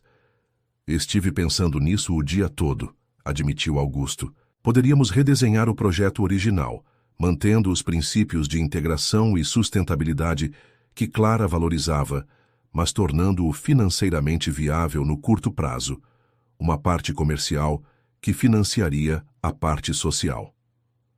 Um equilíbrio entre o lucro necessário e o impacto social desejado, resumiu Joaquim, demonstrando mais uma vez sua capacidade de ir direto ao cerne da questão.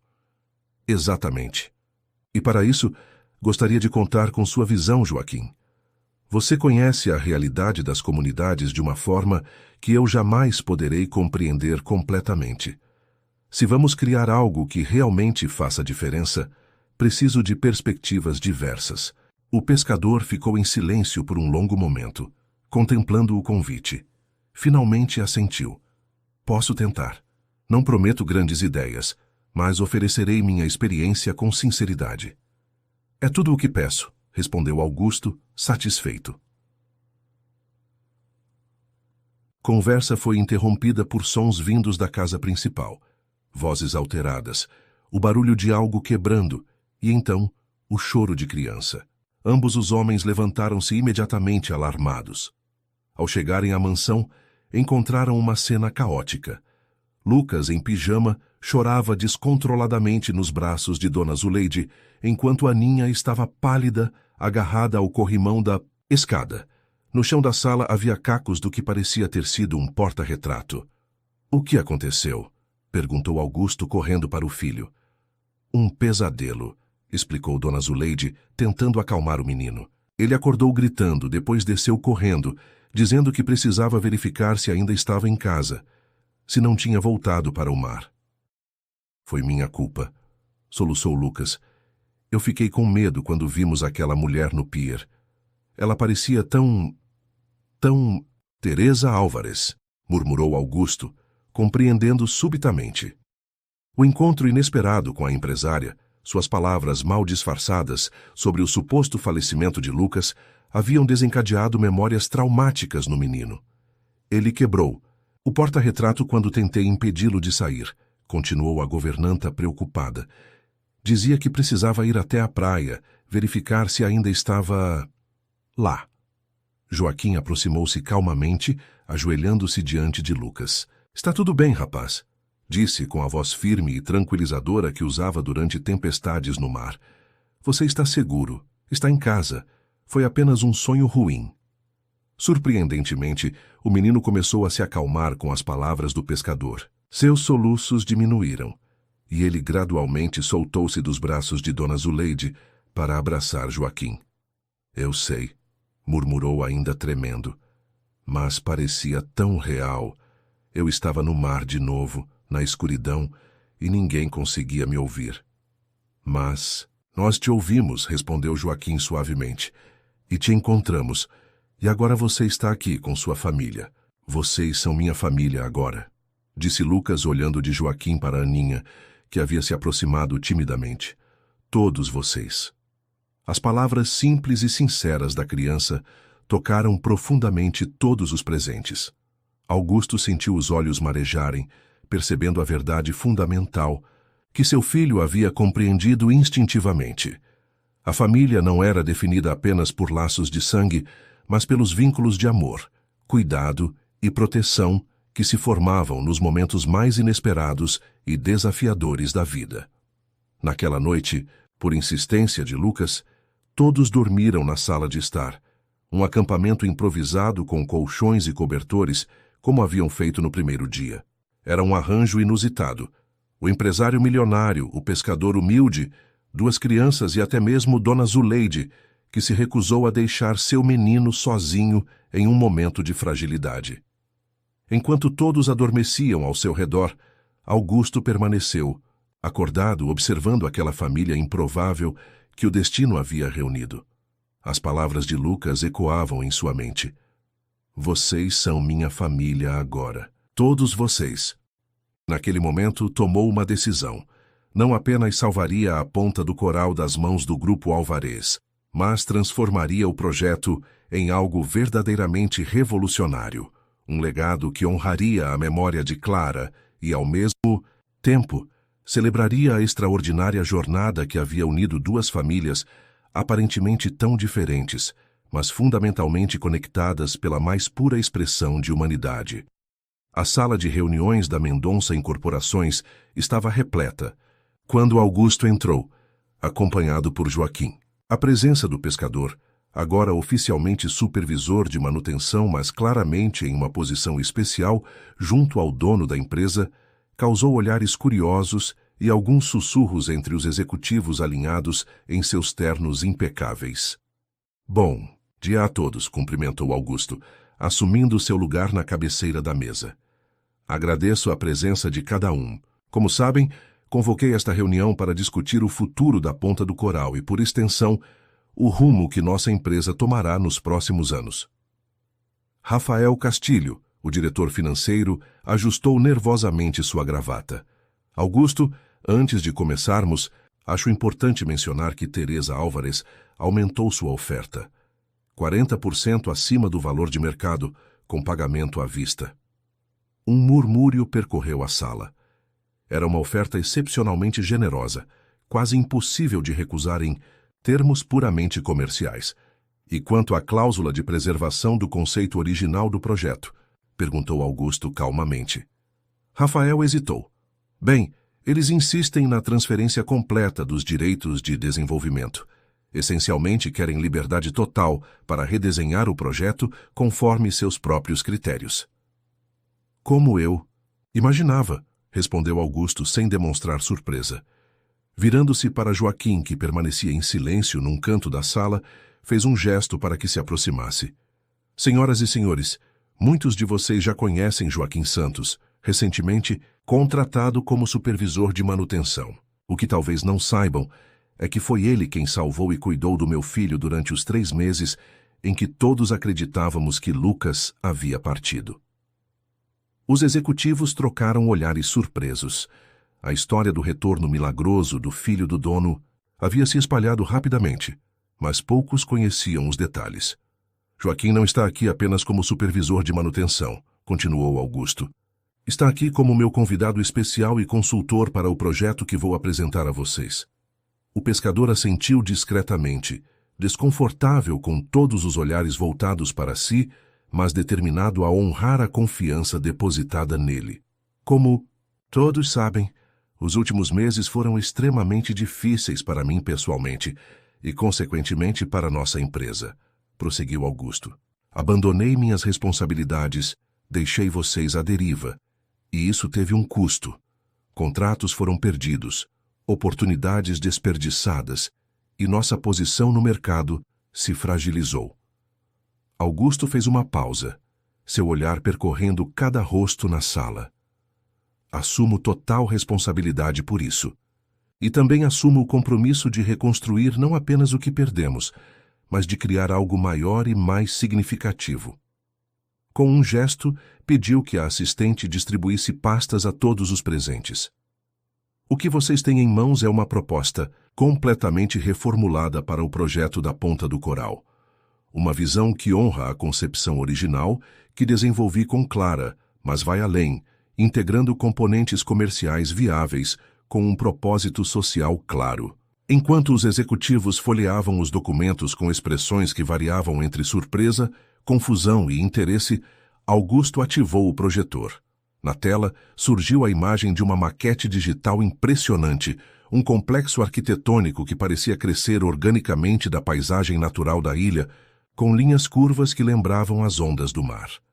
O projeto Novos Horizontes, como estamos chamando, terá 3 componentes principais, explicou Augusto, passando para o próximo slide. Primeiro, um setor comercial e residencial de alto padrão, mas com design integrado à paisagem e conceitos avançados de sustentabilidade. Segundo, um centro cultural e educacional aberto à comunidade. E terceiro, a sede da Fundação Clara Mendonça, focada em saúde, educação e capacitação profissional para comunidades vulneráveis da ilha. Os murmúrios na sala aumentaram. Era uma proposta ambiciosa e, para muitos ali, completamente inesperada. Augusto, interveio Marcela Duarte, diretora de marketing. O conceito é fascinante, mas, sinceramente, como viabilizaremos isso financeiramente, especialmente considerando nossa situação atual? Excelente pergunta, Marcela, respondeu Augusto, fazendo um gesto para Rafael que parecia estar tendo dificuldades para esconder sua surpresa com a apresentação. Rafael, por favor, distribua a segunda pasta. O diretor financeiro obedeceu, mecanicamente, ainda assimilando a magnitude da proposta. O que estão recebendo agora, continuou Augusto, é um plano financeiro detalhado. Sim, recusar a oferta do Grupo Alvarez parece arriscado no curto prazo. Mas analisem os números projetados para 5 e 10 anos. O modelo de negócio que estamos propondo não apenas recupera o investimento inicial, mas potencialmente supera os retornos que teríamos com a venda imediata. Como isso é possível? Questionou Eduardo Meirelles, um dos diretores mais céticos. Através de um modelo híbrido, explicou Augusto. As unidades residenciais e comerciais de alto padrão financiarão a construção e manutenção dos espaços comunitários. Além disso, estabelecemos parcerias preliminares com o governo estadual, 3 universidades e 2 fundações internacionais interessadas em apoiar o componente social do projeto. Joaquim, que até então permanecera em silêncio, finalmente interveio. Se me permitem, começou sua voz simples, mas firme, contrastando com o tom polido dos executivos. Há outro aspecto a considerar além dos números. Todos os olhares se voltaram para ele, alguns com curiosidade, outros com mal disfarçada condescendência. As comunidades que serão beneficiadas por esse projeto não são apenas receptoras passivas de caridade, continuou inabalável.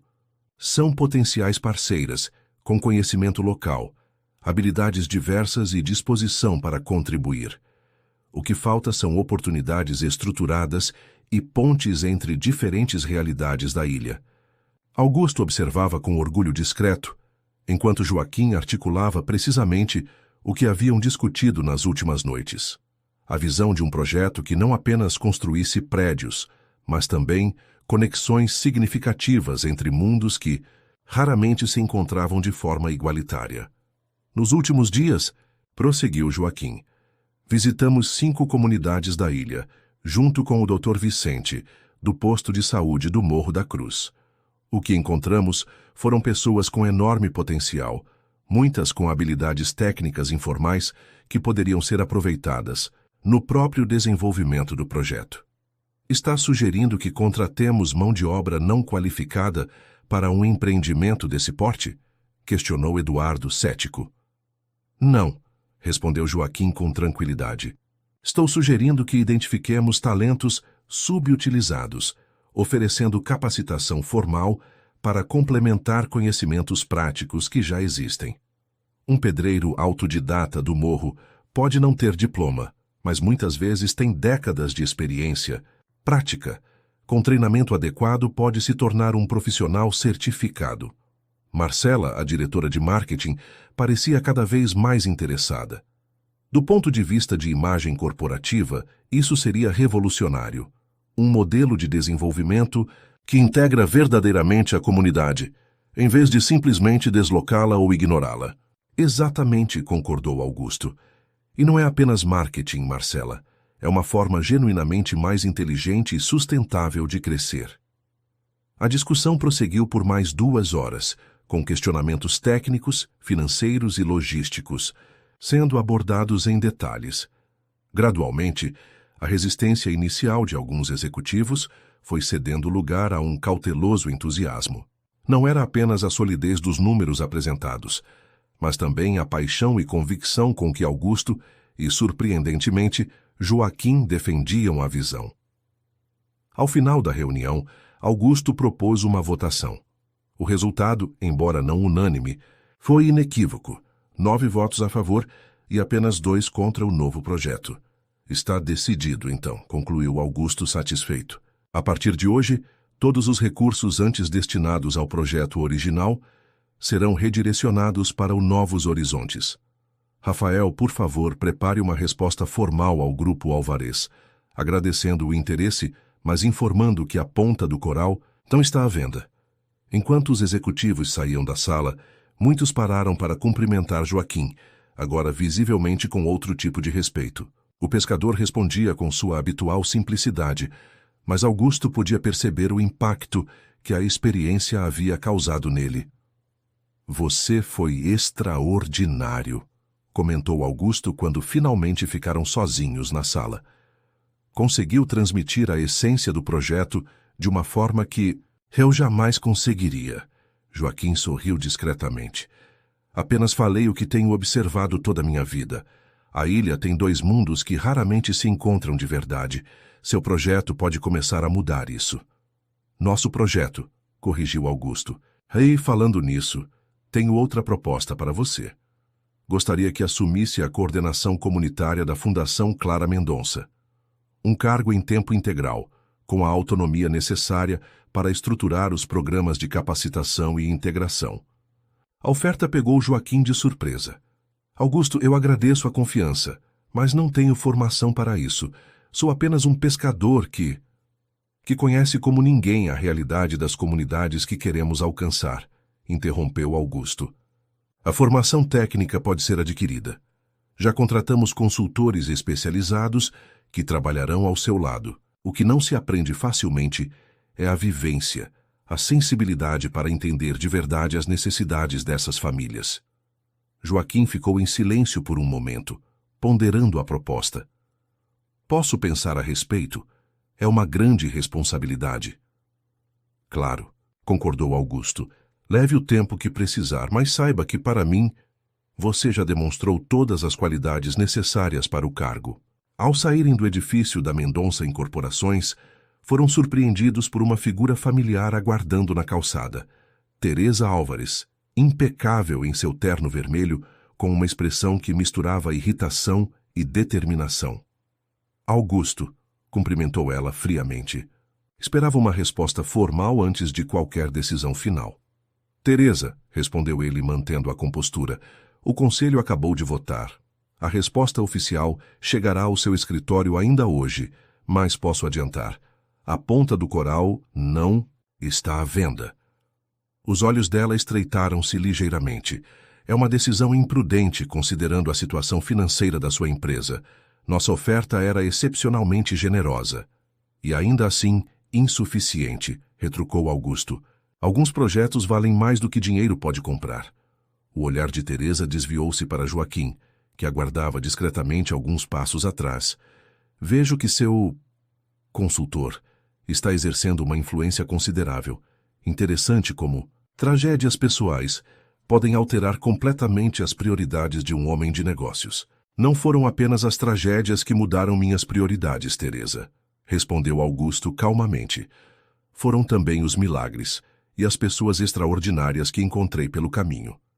Sem esperar resposta, Augusto fez um gesto para Joaquim e ambos seguiram em direção ao carro que os aguardava.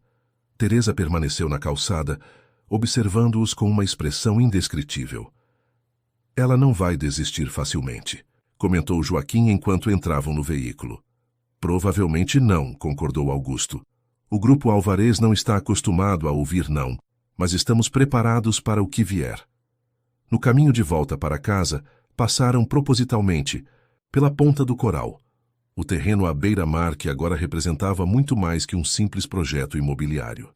De dentro do carro contemplaram a paisagem deslumbrante, o mar azul turquesa, a vegetação nativa que crescia nas encostas e a vista panorâmica da ilha. Clara adorava este lugar, comentou Augusto, um sorriso melancólico nos lábios. Dizia que aqui se podia sentir a verdadeira essência de Florianópolis, o encontro entre o mar, a terra e o céu. É um lugar especial, concordou Joaquim. Merece um projeto que respeite sua beleza e significado. E terá, garantiu Augusto, graças em grande parte a você. Ao chegarem à mansão, foram recebidos por uma cena que imediatamente dissipou qualquer tensão remanescente da reunião e do encontro com Teresa. No jardim, Lucas e Aninha haviam improvisado uma exposição de arte ao ar livre, com desenhos coloridos pendurados em varais entre as árvores. Pai, seu Joaquim, gritou Lucas, correndo em sua direção. Venham ver a exposição da Aninha. Ela desenhou todos nós. Os dois homens aproximaram-se, encantados com a criatividade das crianças. Aninha, normalmente tímida, parecia radiante de orgulho enquanto mostrava seus trabalhos. Retratos simples, mas expressivos de todos os habitantes da casa, incluindo Dona Zuleide e até mesmo Paulo, o motorista. Este é especial, disse ela, apontando para um desenho maior no centro da exposição. É a nossa família. O desenho mostrava 7 figuras de mãos dadas.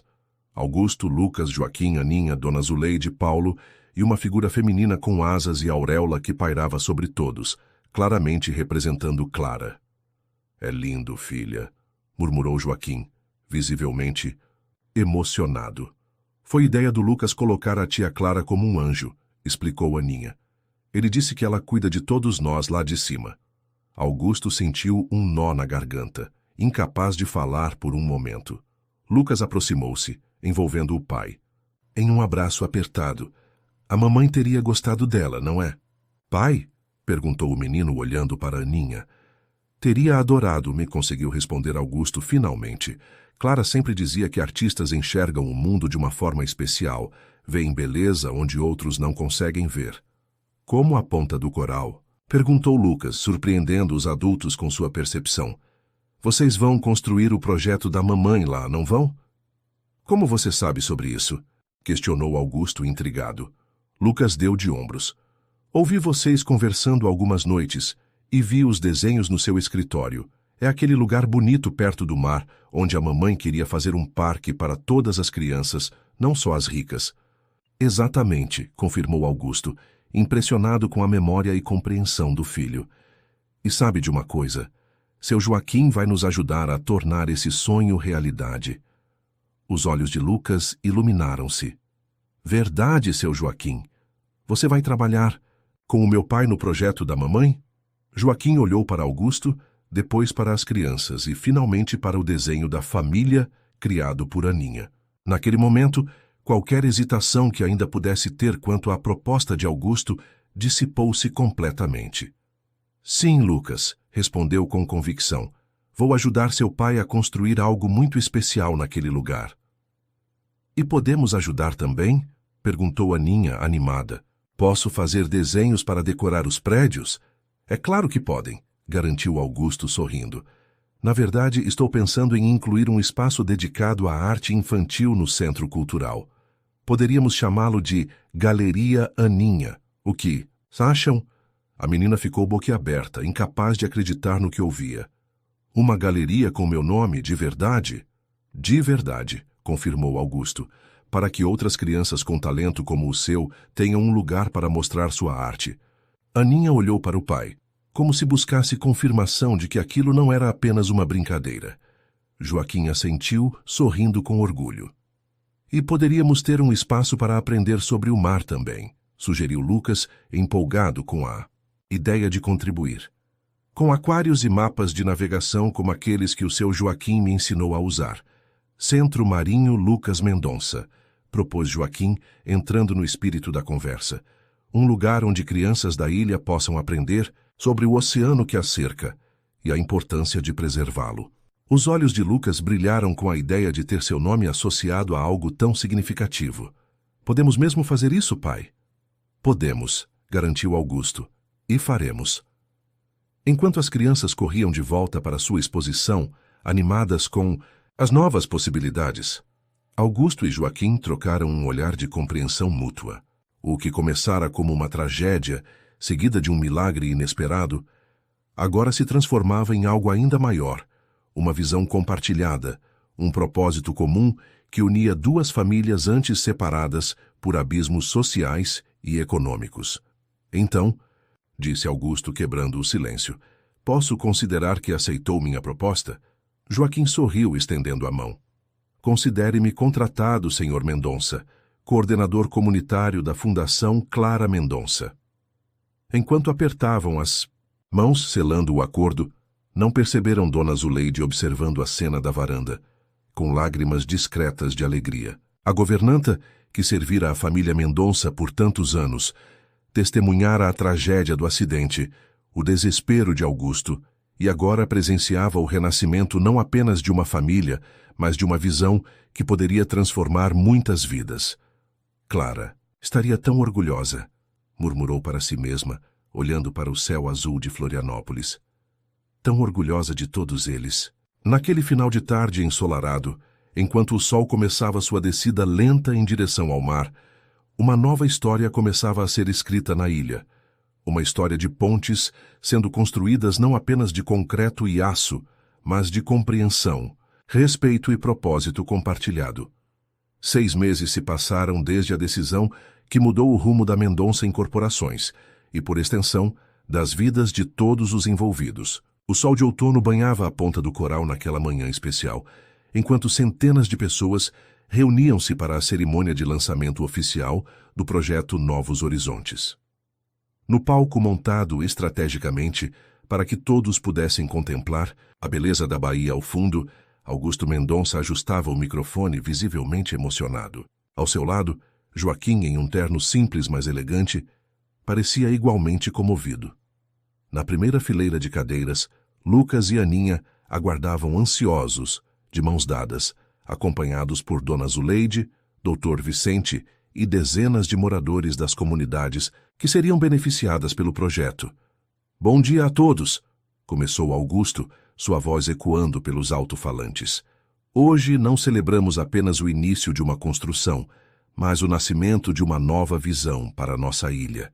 Uma visão que nasceu, ironicamente, de uma grande perda pessoal. Seu olhar encontrou o de Lucas, que sorriu, encorajadoramente.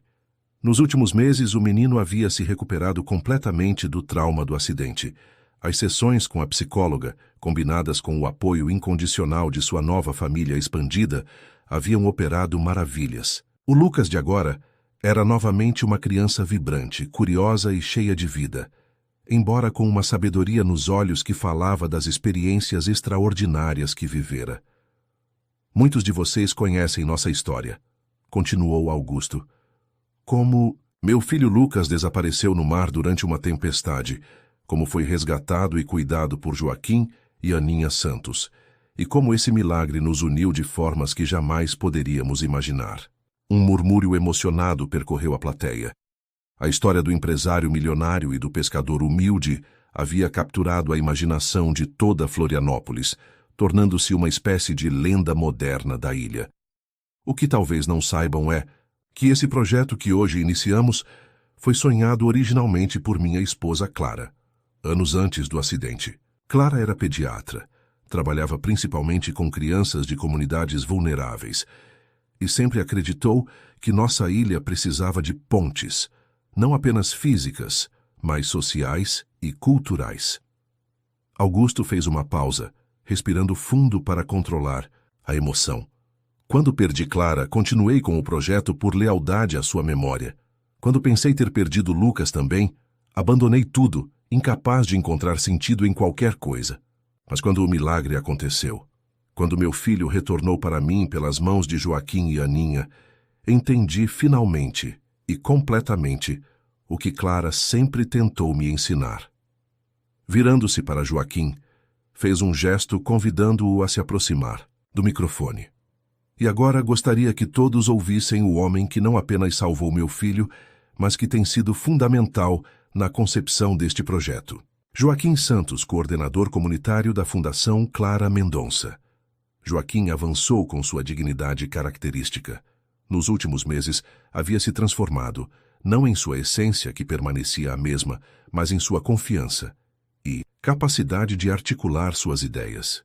Cursos intensivos de gestão social, combinados com sua sabedoria natural e experiência de vida, haviam feito dele um líder respeitado tanto nas comunidades quanto nos círculos empresariais que agora frequentava. Obrigado. Augusto, começou ele, a voz firme apesar do nervosismo visível. Como muitos sabem, sou pescador de ofício. Nasci e cresci no Morro da Cruz, conhecendo desde cedo tanto as dificuldades quanto as forças das nossas comunidades. Seu olhar percorreu a plateia, detendo-se por um momento em Aninha, que o observava com evidente orgulho. A menina também florescera nos últimos meses. Na nova escola, destacava-se não apenas em arte, mas em todas as disciplinas, compensando rapidamente os anos de educação precária com uma sede de conhecimento que impressionava a todos. Quando encontrei Lucas, naquela praia após a tempestade, não fiz nada extraordinário. Fiz apenas o que qualquer ser humano decente faria. Cuidei de uma criança que precisava de ajuda. O que é extraordinário é o que nasceu daquele encontro, não apenas a amizade entre nossas famílias, mas esta visão compartilhada de uma ilha mais integrada, mais justa. Joaquim prosseguiu explicando os componentes comunitários do projeto. O Centro de Capacitação Profissional, a Clínica de Saúde Integrada que complementaria o trabalho do posto do Morro da Cruz, a incubadora de pequenos negócios para empreendedores, locais e os espaços culturais abertos a todos. Este não é um projeto de caridade, enfatizou. É um projeto de parceria genuína. As comunidades não serão apenas beneficiárias, mas participantes ativas em todas as etapas, da construção à gestão permanente dos espaços. Enquanto Joaquim falava, Augusto observava a plateia, notando com satisfação como as pessoas escutavam com atenção e respeito, tanto os moradores das comunidades quanto os empresários e autoridades presentes. Era exatamente essa capacidade de transitar entre mundos, de construir pontes de compreensão, que tornava Joaquim tão valioso para o projeto. Após os discursos iniciais, chegou o momento mais aguardado: o descerramento da placa comemorativa e a apresentação da maquete completa do projeto. Augusto chamou Lucas e Aninha ao palco, entregando a eles a honra de revelar a grande maquete coberta por um pano de veludo azul. Prontos? Perguntou às crianças, que assentiram, animadas. Juntos, puxaram o tecido, revelando uma representação detalhada e impressionante do que seria o complexo Novos Horizontes em 2 anos. A plateia aplaudiu entusiasticamente ao ver o design inovador, que integrava harmoniosamente edifícios modernos com a paisagem natural, preservando áreas verdes e criando espaços públicos acolhedores. E agora, anunciou Augusto, gostaria de revelar uma surpresa especial. O coração do nosso complexo será uma praça central, que hoje oficialmente batizamos como Praça dos Encontros. No centro dessa praça estará uma escultura que simboliza nossa história e a visão deste projeto. Com um gesto, convidou um homem que aguardava discretamente na lateral do palco, Matheus Braga, renomado escultor catarinense. O artista se aproximou, trazendo consigo uma maquete menor, que colocou sobre uma mesa preparada para a ocasião. Esta é a representação da escultura que será instalada na praça central, explicou Matheus, removendo o pano que a cobria. Suspiro coletivo de admiração percorreu a plateia. A escultura mostrava duas mãos, uma claramente de adulto, outra de criança, emergindo das ondas, entrelaçadas em um gesto que simultaneamente sugeria resgate e união. As ondas, espiralando-se ao redor das mãos, formavam a base de um banco circular onde as pessoas poderiam sentar-se, contemplando a baía. Laços de Mar e Terra é o nome desta obra, continuou o escultor. Ela representa não apenas o resgate de Lucas por Joaquim, mas também como encontros inesperados podem transformar vidas e comunidades inteiras. Aninha observava a maquete com olhos brilhantes.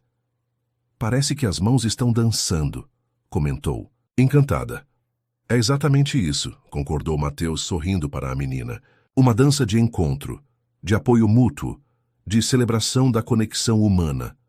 Após a cerimônia oficial, enquanto os convidados circulavam pelo espaço, examinando as maquetes e conversando animadamente sobre o projeto, Augusto encontrou Joaquim, contemplando sozinho o terreno que em breve seria transformado.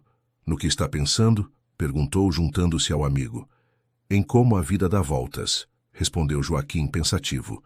Há 7 meses eu estava consertando meu barco de pesca, preocupado se conseguiria pagar o material escolar da Aninha. Hoje estou aqui, parte de algo que pode mudar a vida de centenas de famílias. Augusto assentiu, compreendendo perfeitamente. Sabe o que Clara sempre dizia? Que a vida raramente segue uma linha reta. É mais como a maré, avança, recua, às vezes nos arrasta para lugares inesperados, mas sempre com um propósito que só compreendemos depois. Sua esposa era uma mulher sábia, comentou Joaquim. Era, concordou Augusto, e ela teria adorado você e Aninha. Teria visto imediatamente o que eu demorei para enxergar. Que a verdadeira riqueza não está nas contas bancárias ou nos empreendimentos, mas nas conexões humanas, na capacidade de fazer diferença na vida dos outros. A conversa foi interrompida por Lucas e Aninha, que corriam em sua direção, seguidos por um grupo de crianças do Morro da Cruz, colegas de Aninha da antiga escola, especialmente convidados para a cerimônia. Pai, seu Joaquim, exclamou Lucas, ofegante de excitação. A Aninha teve uma ideia incrível para o centro marinho. Quero que tenha uma parte só para ensinar as crianças sobre proteção dos oceanos, explicou Aninha, seus olhos brilhando com entusiasmo. Com um laboratório onde possamos estudar como limpar a água poluída e ajudar os animais marinhos. Augusto e Joaquim trocaram olhares divertidos. Nos últimos meses, as crianças haviam se tornado parte ativa do planejamento, oferecendo sugestões que frequentemente surpreendiam até mesmo os arquitetos e engenheiros experientes. É uma excelente ideia, aprovou Augusto. Podemos discutir isso com a equipe de design ambiental na próxima reunião. Falando em ideias, interveio Joaquim. Há algo que venho pensando, mas queria discutir primeiro com vocês dois. O tom sério chamou a atenção de todos. As crianças aproximaram-se curiosas. Tenho observado como a parceria entre nossas famílias transformou nossas vidas, começou Joaquim. E me pergunto se não poderíamos estender esse modelo para outras famílias. Como assim? Perguntou Augusto intrigado. Estou pensando em um programa de mentoria cruzada, explicou Joaquim. Famílias de diferentes realidades sociais e econômicas da ilha formando parcerias de apoio mútuo. Não apenas os mais privilegiados ajudando os menos favorecidos, mas um verdadeiro intercâmbio de conhecimentos, habilidades e perspectivas. Augusto considerou a ideia impressionado, como um programa de famílias parceiras. Exatamente, confirmou Joaquim, animando-se. Já identifiquei várias famílias no Morro da Cruz que teriam muito a oferecer e também a ganhar com esse tipo de conexão. Pessoas com habilidades extraordinárias, valores fortes, mas que precisam de oportunidades estruturadas. E eu conheço várias famílias em Jurerê e Canasvieiras que poderiam participar, completou Augusto, o entusiasmo crescendo à medida que a ideia tomava forma. Poderíamos iniciar com um projeto piloto, talvez 20 parcerias, e expandir, gradualmente conforme os resultados. Lucas, que escutava atentamente, interveio. Poderia se chamar Projeto Laços, como a escultura. Projeto Laços, repetiu Augusto, sorrindo para o filho. Perfeito. Um nome que captura exatamente a essência do que queremos construir. Enquanto discutiam os detalhes preliminares da nova iniciativa, foram interrompidos por Paulo, o motorista e segurança, que se aproximou com uma expressão preocupada. Senhor Augusto, desculpe interromper, mas Teresa Álvares está aqui. Insiste em falar com o senhor. Augusto e Joaquim trocaram olhares apreensivos. Desde a recusa da oferta pelo terreno, o Grupo Álvares havia tentado diversos meios para obstruir o projeto Novos Horizontes. De questionamentos legais a tentativas de minar o apoio político e financeiro da iniciativa. Vou falar com ela, decidiu Augusto. Joaquim, pode ficar com as crianças? Claro, respondeu o pescador. Crianças, que tal vermos de perto a maquete da Galeria Aninha? Enquanto Joaquim conduzia o grupo animado de volta às exposições, Augusto seguiu Paulo até onde Teresa aguardava, elegante como sempre, em um terno azul marinho impecável, observando criticamente os painéis informativos do projeto. Teresa cumprimentou Augusto, mantendo a compostura. Não esperava vê-la hoje. A empresária virou-se, um sorriso calculado nos lábios. Augusto, devo admitir, é um projeto impressionante, muito diferente do que imaginei quando soube de sua decisão peculiar. Peculiar? Repetiu ele, levantando uma sobrancelha. Recusar 40% acima do valor de mercado por um terreno? Sim, diria que é uma decisão no mínimo incomum para alguém com seu histórico de negócios. Augusto manteve-se calmo, recusando-se a ser provocado. E o que a traz aqui hoje, Teresa? Duvido que seja apenas para admirar nosso projeto. A empresária hesitou por um momento, como se reconsiderasse sua abordagem. Na verdade, vim propor uma parceria. Parceria? Repetiu Augusto, genuinamente surpreso. O Grupo Álvares tem interesse em diversificar seu portfólio, incluindo projetos com componentes sociais mais robustos, explicou ela, seu tom profissional mascarando qualquer emoção. Seu Novos Horizontes já está gerando buzz considerável nos círculos de investimento sustentável. Gostaríamos de discutir uma possível colaboração. Augusto estudou o rosto de Teresa, tentando decifrar suas verdadeiras intenções. Estou sempre aberto a parcerias genuínas, Teresa, mas confesso que estou intrigado com essa mudança repentina de abordagem. Negócios são negócios, Augusto, respondeu ela pragmática. Quando uma tendência emergente demonstra potencial, adaptamo-nos. Seu modelo híbrido de desenvolvimento é intrigante. Antes que Augusto pudesse responder, Lucas apareceu correndo, seguido por Aninha. Pai, venha ver o que descobrimos. Tem uma nascente de água doce no terreno que ninguém tinha notado antes. Teresa observou a interação com curiosidade mal disfarçada, especialmente quando notou a forma natural e carinhosa com que Augusto incluiu Aninha na conversa, tratando-a com o mesmo afeto que dedicava ao filho. Estes são Lucas, meu filho, e Aninha, filha de Joaquim Santos, apresentou Augusto, notando o interesse da empresária. Crianças, esta é Teresa Álvares, do Grupo Álvares. A senhora é a que queria comprar o nosso projeto? Perguntou Lucas diretamente, surpreendendo os adultos com sua franqueza. Teresa pareceu momentaneamente desconcertada, mas recuperou-se rapidamente. Digamos que tinha uma visão diferente para este espaço, jovem Lucas. Que bom que meu pai não vendeu, comentou o menino com a sinceridade das crianças. Assim podemos construir algo que ajude todo mundo, não só pessoas ricas.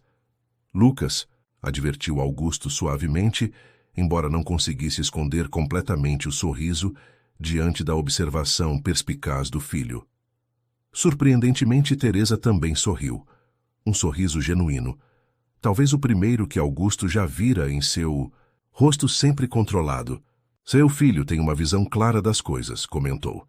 E talvez esteja certo. Talvez eu precise reconsiderar algumas premissas. Antes que a conversa pudesse continuar, foram interrompidos pelo som de palmas. Era a hora da apresentação cultural que encerraria o evento. No palco improvisado, um grupo de crianças do Morro da Cruz, incluindo antigos colegas de Aninha, preparava-se para uma apresentação de boi de mamão, tradicional manifestação folclórica catarinense. Se nos dá licença, Teresa, disse. Augusto, prometemos às crianças que assistiríamos à apresentação. Quanto à sua proposta de parceria, podemos marcar uma reunião na próxima semana para discutir detalhes. A empresária assentiu, seu olhar ainda fixo nas crianças que agora corriam em direção ao palco. Claro, minha secretária entrará em contato. Enquanto Augusto se afastava com Lucas e Aninha, Teresa permaneceu observando a cena, a forma como Joaquim se juntou a eles, o abraço casual e afetuoso que trocaram, a óbvia conexão que unia aquelas duas famílias tão diferentes. Por um breve momento, algo semelhante à inveja ou talvez admiração relutante passou por seus olhos, normalmente calculistas. A apresentação de Boi de Mamão foi um sucesso vibrante, com as crianças do morro demonstrando talento e alegria contagiantes. Ao final, para surpresa de todos, Aninha subiu ao palco, visivelmente nervosa, mas determinada. Boa tarde a todos, começou ela, sua voz pequena amplificada pelo microfone. Meu nome é Aninha Santos. Há 6 meses, eu morava no Morro da Cruz com meu pai, e mal podia imaginar que hoje estaria aqui, falando para todos vocês. A plateia silenciou, capturada pela sinceridade da menina. Muita gente acha que nossa história é sobre um milagre, como encontramos o Lucas depois do acidente, como ele voltou para o pai dele. E sim, isso foi um milagre. Ela fez uma pausa, buscando Joaquim na plateia. Mas para mim o verdadeiro milagre veio depois. Foi descobrir que pessoas de mundos tão diferentes podem se tornar uma família, podem se ajudar, podem construir coisas bonitas juntas. Augusto sentiu os olhos marejarem, notando que não estava sozinho. Muitos na plateia discretamente enxugavam lágrimas enquanto a pequena oradora continuava. Este projeto não é só sobre prédios e praças, prosseguiu Aninha. É sobre mostrar que a ilha não precisa ter 2 lados separados, que podemos construir pontes, que cada um tem algo especial para ensinar e para aprender. Sua conclusão foi simples, mas poderosa. Meu pai é pescador. Ele sempre diz que o mar pode separar terras, mas também é o caminho que liga uma ilha ao mundo. Acho que as pessoas são assim também. Podemos escolher ser ilhas isoladas ou podemos construir caminhos para nos encontrar. A ovação que se seguiu foi ensurdecedora. Joaquim, normalmente tão contido, não conseguiu esconder as lágrimas de orgulho enquanto sua filha, antes tímida e insegura, recebia o reconhecimento caloroso de uma plateia que incluía desde pescadores até empresários e autoridades. Quando Aninha desceu do palco, foi imediatamente abraçada por Lucas, seguido por Augusto e Joaquim. Os 4 permaneceram assim por um momento, unidos em um abraço que simbolizava perfeitamente a essência do projeto que celebravam. A união de mundos diferentes em algo novo e extraordinário. Mais tarde, enquanto o sol se punha sobre a baía, tingindo o céu de tons dourados e rosa, Augusto e Joaquim encontraram um momento de tranquilidade para contemplar o terreno que em breve se transformaria. As crianças brincavam a poucos metros de distância, perseguindo-se alegremente na praia. Sabe o que mais me impressiona? Comentou Augusto, quebrando o silêncio contemplativo. O quê? Perguntou Joaquim. Como as crianças entenderam tudo tão naturalmente. Para elas, não há nada de estranho ou forçado na nossa situação. São simplesmente família. Joaquim assentiu, observando sua filha e Lucas brincando despreocupadamente. Crianças enxergam com o coração, sem os filtros e preconceitos que nós adultos acumulamos. Para elas o importante é o carinho, a segurança, o sentimento de pertencimento. É uma lição que todos deveríamos aprender, refletiu Augusto, e é exatamente o que este projeto representa. Uma oportunidade de ver além das divisões artificiais, de construir conexões genuínas. Um grito alegre das crianças chamou sua atenção. Lucas havia encontrado algo na areia e acenava excitadamente para eles. Pai, seu Joaquim, venham ver! Os 2 homens aproximaram-se, curiosos. Na pequena mão de Lucas, uma concha espiralada, de coloração rara e perfeita, brilhava sob a luz do sol poente. É uma olivela, identificou Joaquim impressionado. Muito rara nesta parte da ilha. Podemos colocar no centro da Praça dos Encontros, sugeriu Lucas entusiasmado, como um